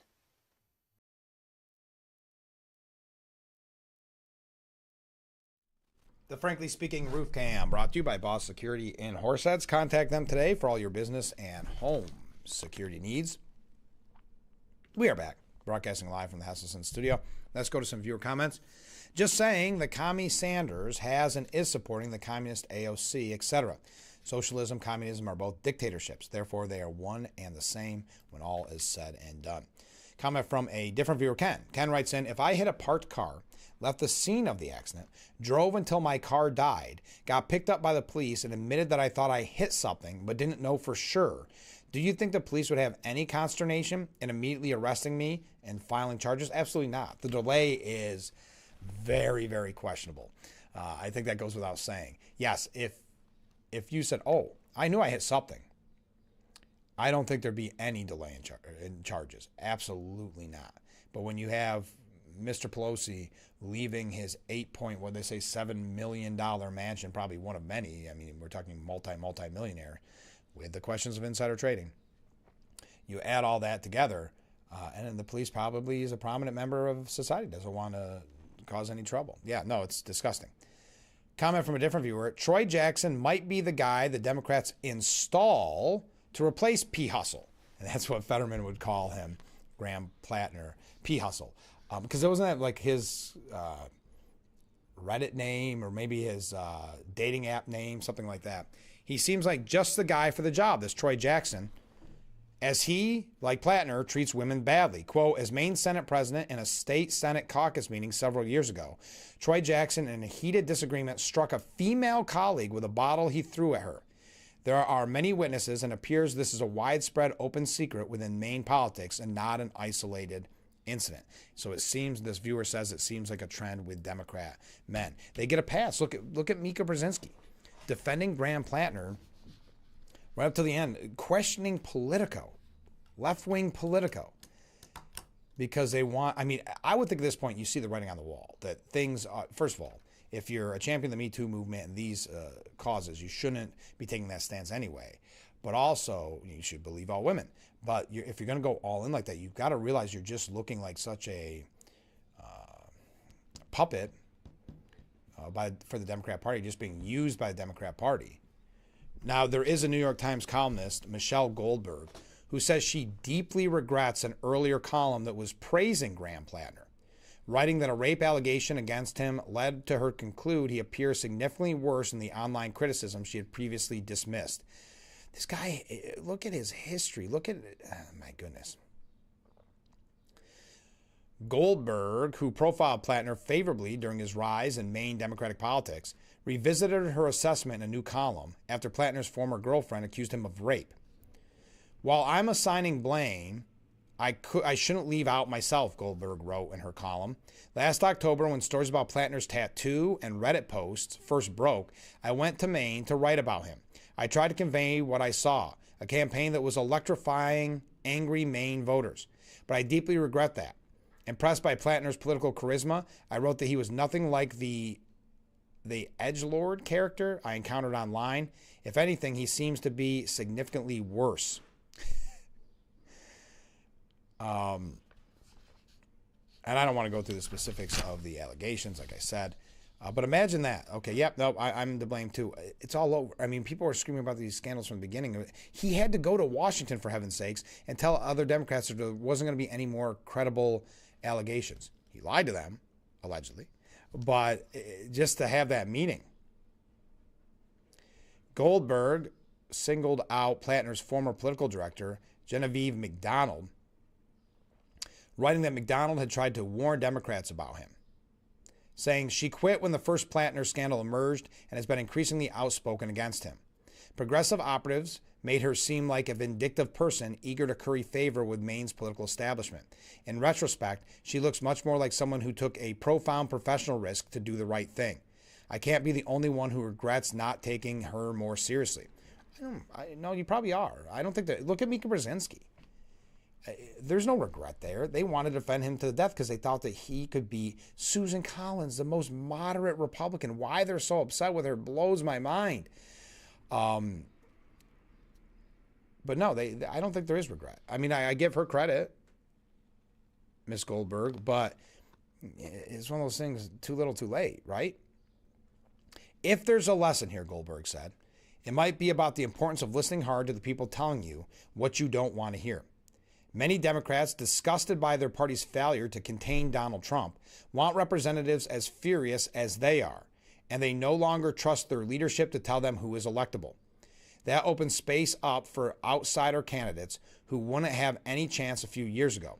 It also makes it easier for unfit characters to escape proper vetting. So she kind of admits she's one of these furious anti-Trumpers, right? That's why she fell for the story of Graham Plantner. Now on The View, Sunny Hoiston called out her co-host. I don't know why we're bringing up The View so much. I'll tell you about that in a second. Stay with us. We'll be right back with Frankly Speaking here on WYDC TV, Big Fox.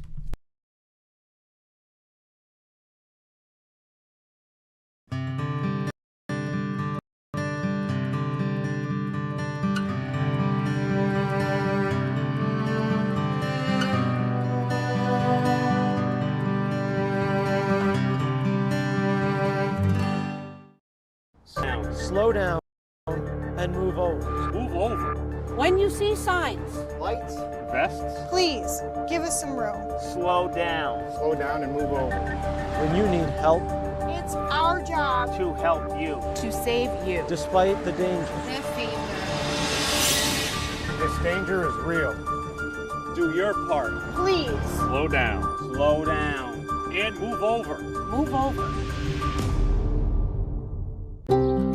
Having a safe home is essential to many aspects of our lives. From a sense of community and safety, to physical and mental health, to economic security and independence. Most homes in our communities are not accessible and are not designed to accommodate the changes that come with age, including the risk of falling.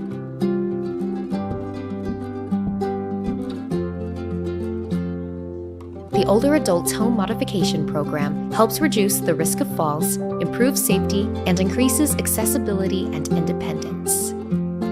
Through this program, Rebuilding Together works with older adults to provide no-cost preventative home repairs so our neighbors can safely age in place in the homes and communities they love. To learn more, visit rebuildingtogether.org/safeathome. When you're online, don't forget to visit our Facebook page at Big Fox News. Catch up on news from the Twin Tiers and hear about local events. All on Facebook.com/Big Fox News.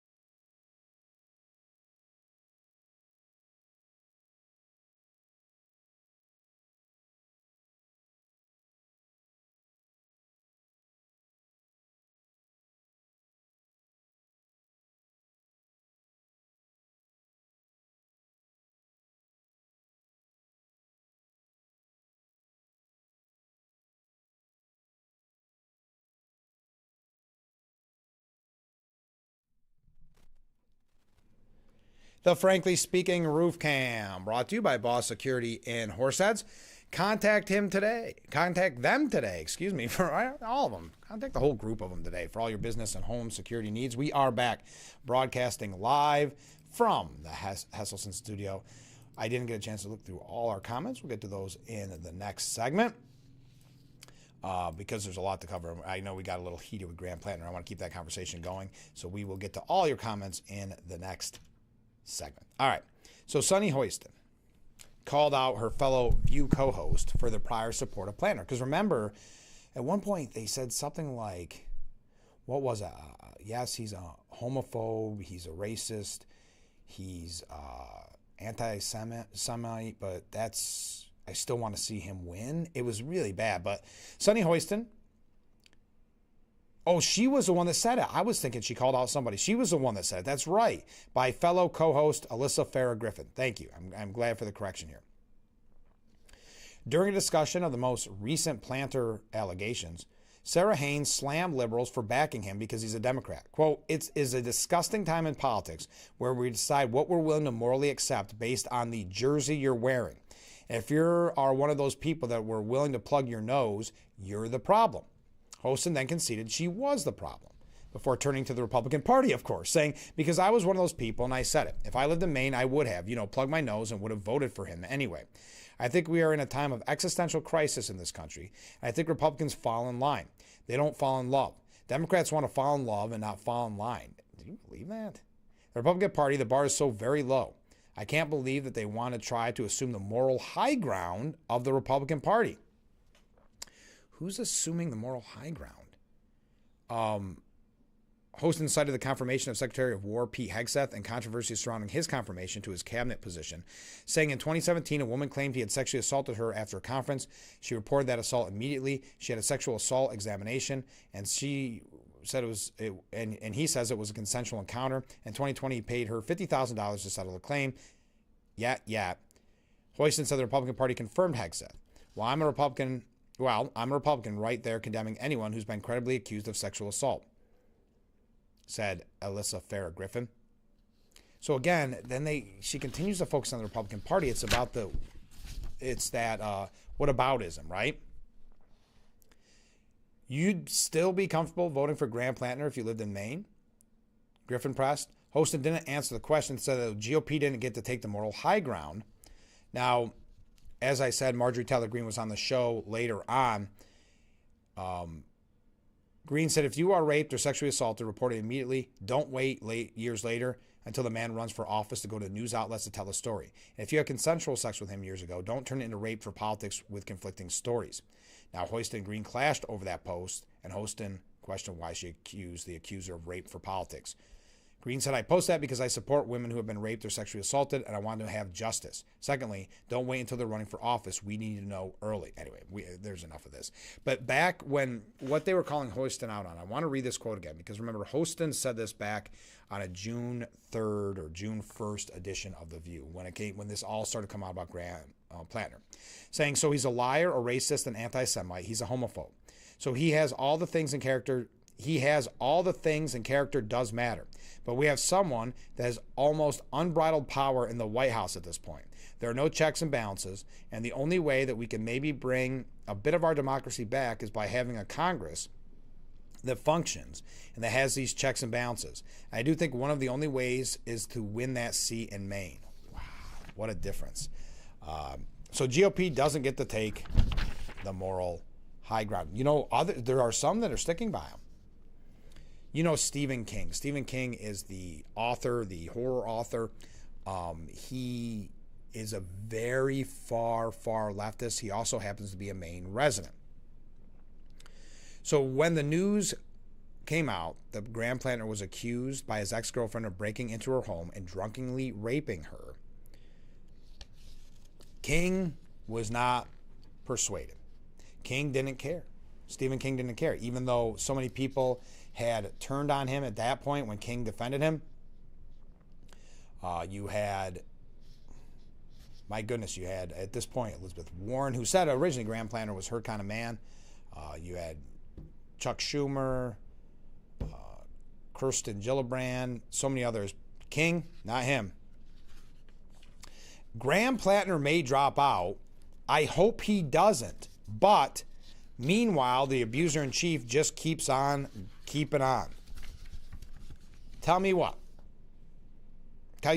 If you knew the whole truth about everyone in the Senate and the House of Representatives, those chambers would be dead empty. Jesus said, let him without sin cast the first stone. So he doesn't want Graham Plantner to drop out.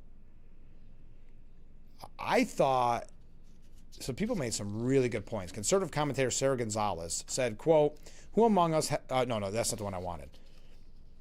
Here it is. Jonah Goldberg said, so because we don't know about a hypothetical rapey legislature, we should forgive the ones we do know about? I thought that was a good point. Professor and policy consultant Adam Cochran said, I don't need them to be flawless, but I do need them to not be credibly accused of rape. That's a pretty reasonable ask, Stephen. I mean, Stephen King. Keep that in mind. If you are a fan of that author, that is his position. But you have there's others, the far left, the supporters of Plantner, because this is, we've seen the rise in the Democrat Socialists of America. We've seen Mamdani and the candidates he supported in the primary winning. And they wanted another one, right? And they believed Plantner was going to be the case. Well, a far left podcaster actually accused the media that loves Democrats, that did not want to report on this, barely reported, if at all, about his Nazi tattoo and other allegation, accused media of, quote, politically assassinating Graham Plantner. This is Cenk Uygur from the Young Turks. I'm sure you've heard him. They say he's an influential political commentator. I've heard his name thrown around now, so probably so.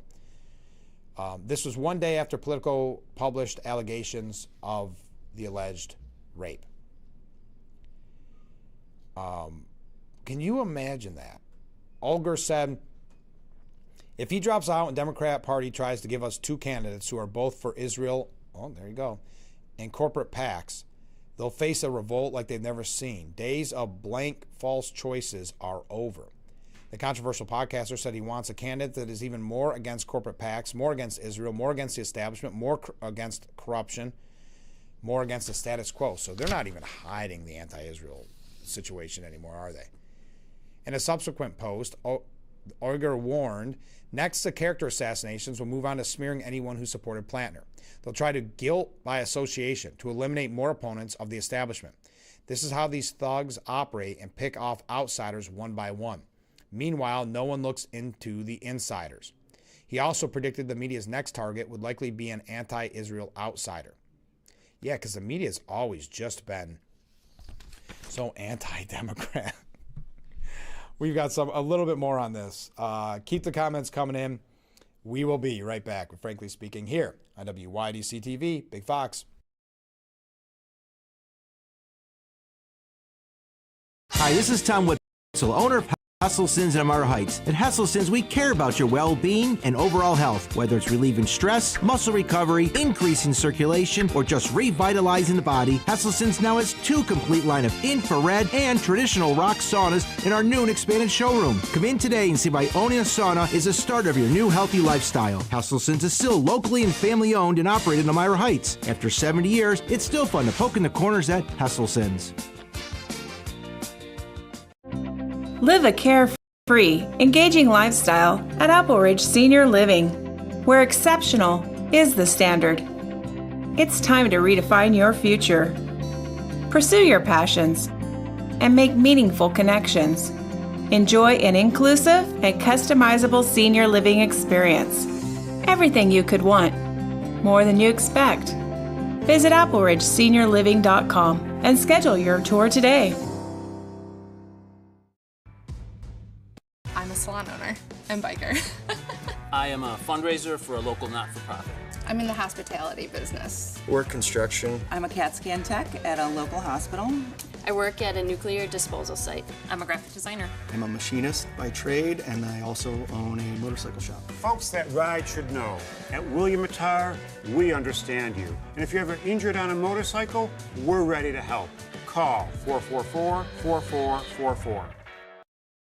Meteorologist Brandon Weathers. A rather beautiful summer day ahead of us with a high around 85 and some sunshine, relatively light winds. Tonight, a slight chance for showers and thunderstorms. We'll see lows in the mid-60s. Then going into our Thursday, more 20% storm chances here. Upper 80s for highs. We'll have additional storms possible Friday. That's our highest chance for daytime rain. After that, looking pretty nice into the weekend.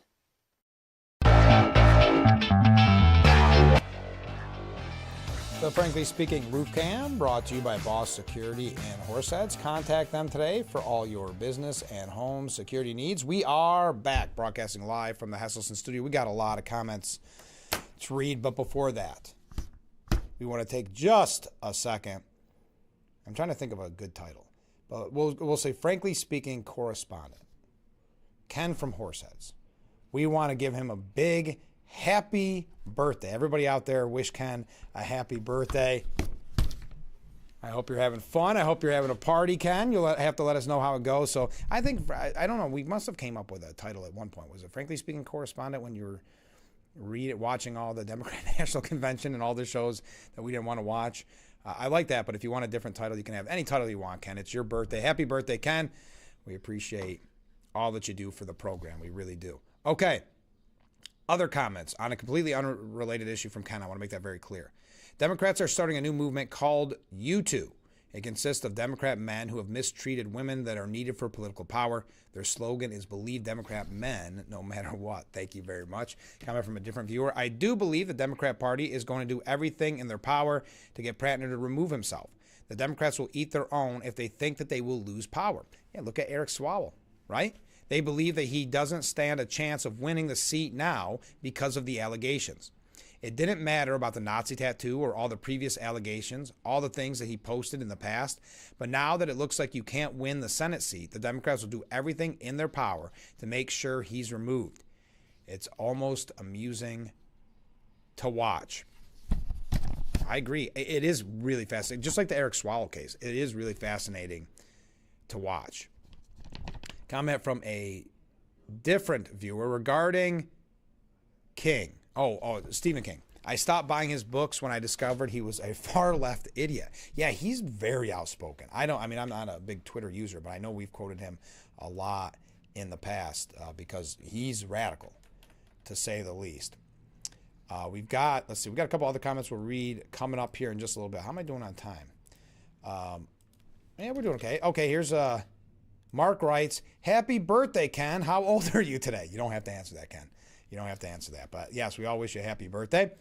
Now, Rick writes in, doing this off the cuff, so don't get me on this, Rick. Good morning, Frank. Well, good morning, Ken. Or good morning, Rick. Well, Trump is in Turkey being a turkey, browbeating NATO. They'll get him to follow your commands and fall in line. Use a little sugar for a change. Goofy. Okay. Trump mentioned that Greenland should belong to the U.S. That'll make two countries he has no idea how to run. Well, another game of ping pong with Iran. When is Trump going to take the strait and enrich uranium Or will he put his tail between his legs and leave the strait and uranium to Iran? If the U.S. needs NATO to kick Iran's rear, we are in very big trouble. Now, I think it is really about doing their fair share. And when they're not allowing us to use their bases at the beginning, as much money as we go down, come on. Well, anyway, we should all hang our heads in shame if we need anyone to finish the job in Iran. Anything less is a sign of weakness for the Trump group. Can't call them a team. Teams work together for a common goal. It gets back to Trump. Started it. He needs to finish it. Based on our weapons stockpile, we'll have to buy some missiles from Iran, so we'll have something to shoot at them. I think that's a little overrated, but I can see the sarcasm there. To kind of give me a second to segue there, not segue, but to do a breaking news. If you didn't hear it early this morning, Trump did say the Iran ceasefire is over, vows to no longer deal with the sick people, calling them scum, calling them liars. All right. Comment from a different viewer. Look at this. Happy birthday, Ken. Enjoy your points of view. Look at this, Ken. I hope, Ken, that you're not one of these people that hates being wished happy birthday a lot, because it could keep happening. As a matter of fact, we're going to call this the Ken's birthday edition of Frankly Speaking this morning. All right, so Graham Plattner's implosion isn't a problem for just him. Rather, it's kind of indicative of the entire Democrat Party. Now, the New York Post editorial board said now they turn on the Nazi-tattooed alleged rapist Graham Plattner. After all these months of defending him and making excuses, knowing full well what a repugnant dirtbag he is.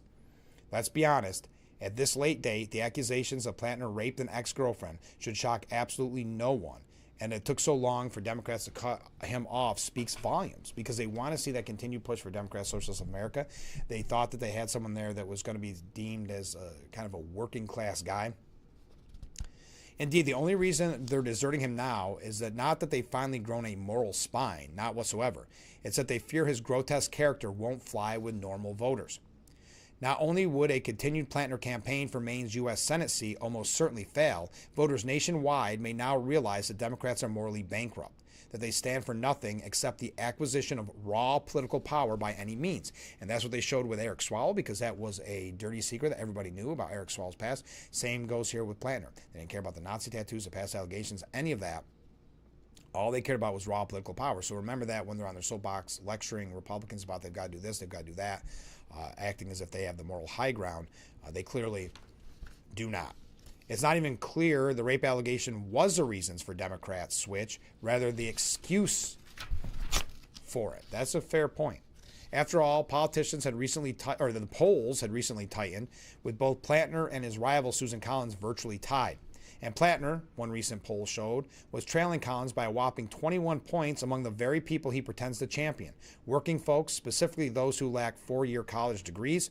Yet until the rape allegations, Democrats lined up squarely behind him. He's my kind of man, gushed Elizabeth Warren. Senator Bernie Sanders, who was kind of a mentor to Plantner, vowed to do everything I can to make sure Plantner is Maine's next senator. Representative Ro Khanna dismissed the complaints about him by claiming he had just done some dumb things. Even mainstream Democrats tolerated his candidacy, seeing it as a part of a path to Democratic control of the Senate, while overlooking his disqualifying traits or taking the crowd's approach and remaining silent. Yet, his appalling flaws were beyond glaring. He wore a tattoo of a Nazi symbol on his chest for nearly 20 years. He once described himself as a communist, though later claimed he wasn't one. He trashed decorated Navy SEAL Chris Kyle and called another soldier shot in Afghanistan, well, I can't say any of the words, who didn't deserve, but said that the Purple Heart veteran didn't deserve to live. I didn't know he said something about Chris Kyle. Really? How? American Sniper, amazing movie. Amazing book, too, if you haven't read Chris Kyle's book. Amazing. Nor did allegations of how he abused women suddenly arise just this week. Rumors have circulated for a while, and his campaign admitted he exchanged sexually explicit texts with multiple women while married. Last month, the New York Times reported several women describing volatile and toxic relationships that were unsettling and at times emotionally wrenching. That's all on top of his disgusting socialist, anti-Semitic politics. The fact is, Democrats have been so wrapped up in their Trump hatred, they totally failed to develop any realistic political agenda likely to improve the lives of voters. Can anyone name a single viable policy prescription they're pushing to benefit Americans? Is it abolish ICE? Voters don't want that. Defund the police? That would have minorities up in arms. Men and women's bathrooms are on their sports team. That's an 80-20 issue against Democrats. Tax the rich? Okay, that one might have populist appeal, but the rich are already heavily taxed, and such plans are only bound to backfire. The Plantner case eerily recalls how Democrats exploited Joe Biden's growing mental impairments and pushed to get him reelected in 2024 before forcing him to drop his campaign only after they could no longer hide his condition. That's a very good point. Then they unilaterally chose, without any voters' consent, which is what it's going to look like what they're going to do here, word salad queen Kamala Harris, strictly because they saw her as their best chance to holding power. And this year they backed Plantner until they couldn't, and are now looking again to choose a replacement without voters' consent. Clearly, these people don't belong anywhere near the levers of power. Fact is, Democrats have a problem. They need an agenda that's not orange man bad. They need to focus on what America wants. They need to purge the radicals and sleazebags among them. Until they do all that, none of them deserve anyone's votes. That's New York Post editorial board. But what a great point on that. It is very reminiscent of Biden. That when they could no longer use him, they outed him, got him out of there, and then, of course, handpicked Kamala Harris. And it goes back to my point I made yesterday, that Democrats do not trust their own voters. They've made that clear time and time again. We got one other thing on Grand Plantner, then we're going to have to move in. Maybe. We'll see. Wrapping up. Almost. Not wrapping up. We got 2 more breaks. So stay with us. We'll be right back with Frankly Speaking.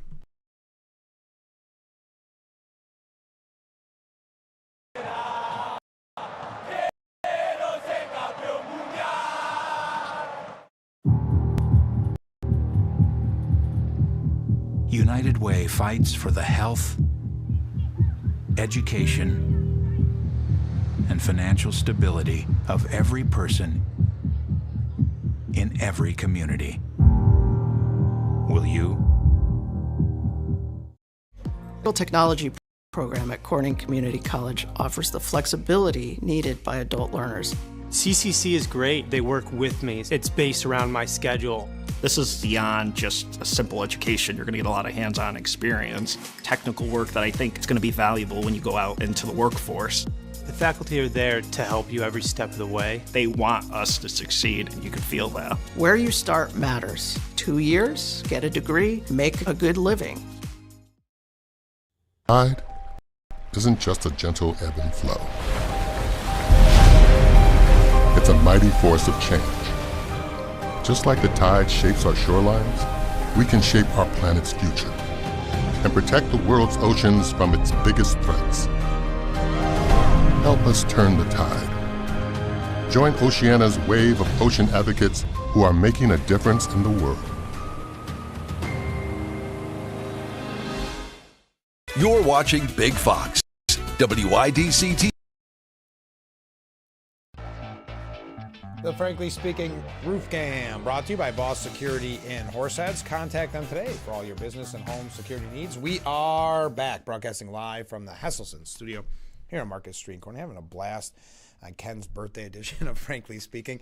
Comment from a viewer: happy birthday, Ken. Doesn't matter how old you are, I'm just glad you're old enough to know better. I like that one.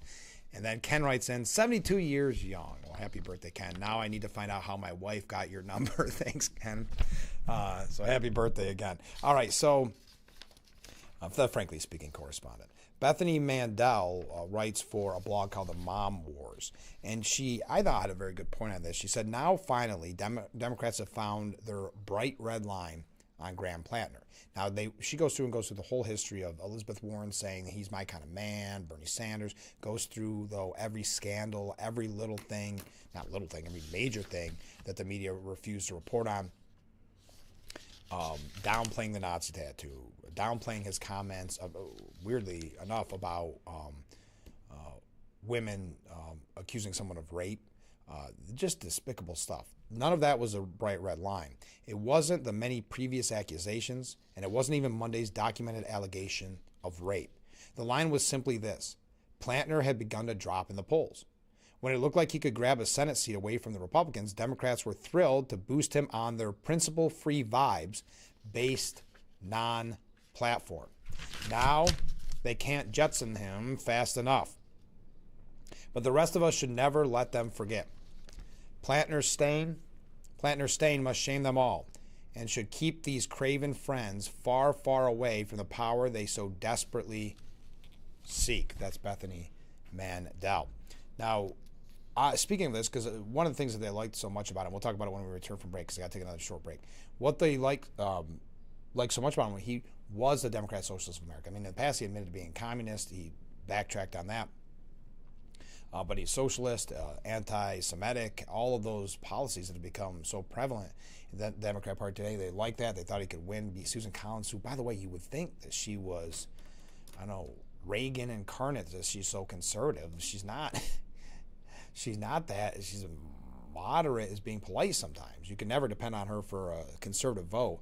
So the fact that they hate her with that kind of intensity, I don't understand that. But we're going to wrap up, so get your last second comments in.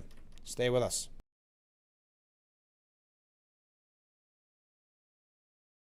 What better way to start or end every day than relaxing in your very own Hesselson's hot tub?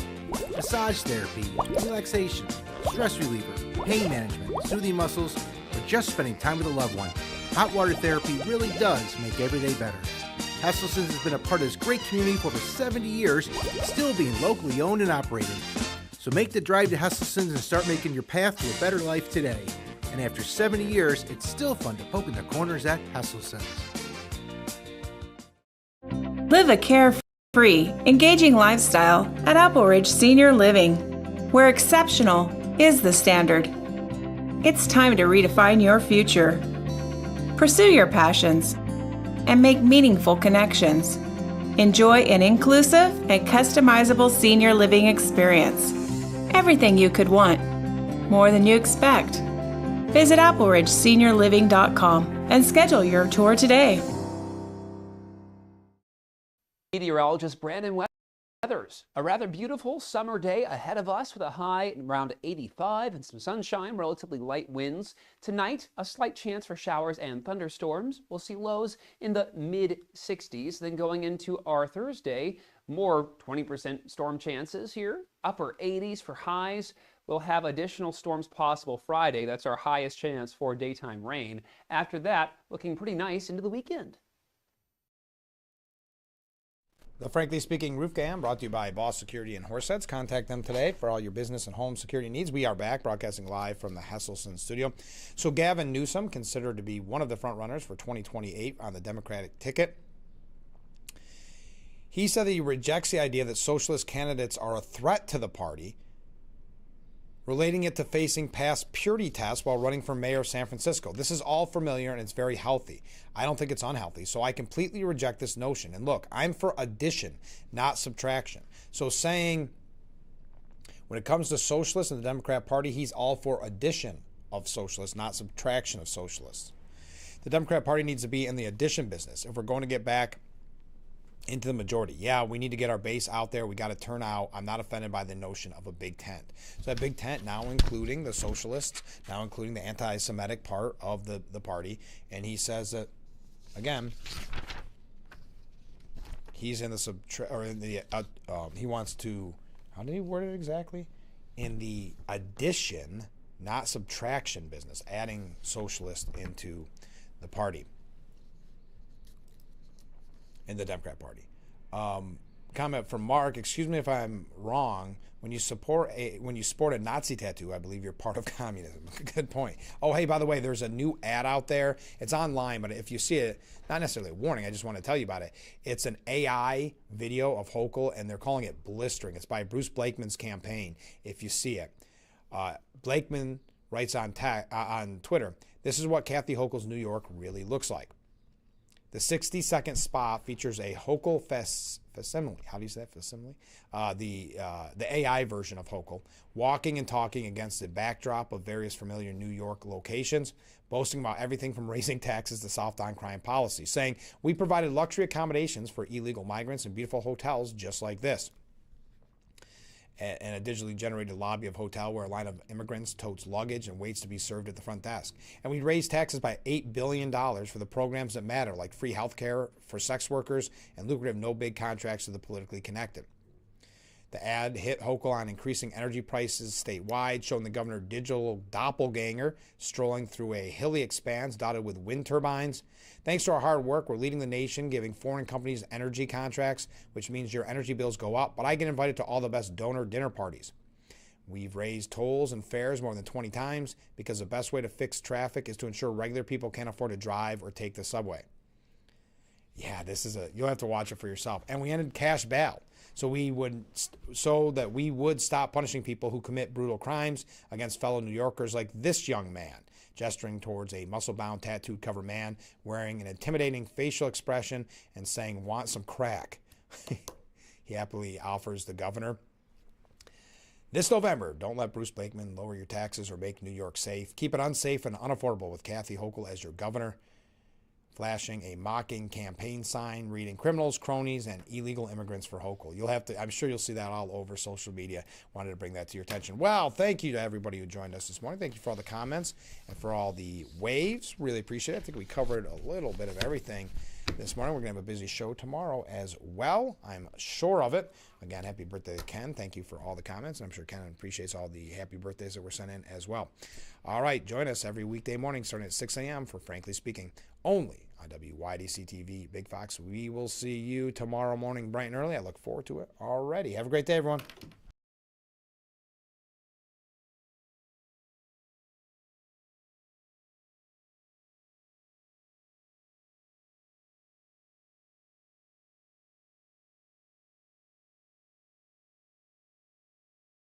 Looking for a meaningful day trip close to home? Visit the historic Elmira Prison Camp, one of the most significant Civil War sites in the North. Walk the grounds, stand where history happened, discover powerful stories of courage, sacrifice, and survival that shaped our nation. Whether you're a history enthusiast, a family looking to learn together, or simply exploring the Finger Lakes region, we offer an experience you won't forget. Plan your visit today at elmiracivilwar.org. Preserve, discover, remember.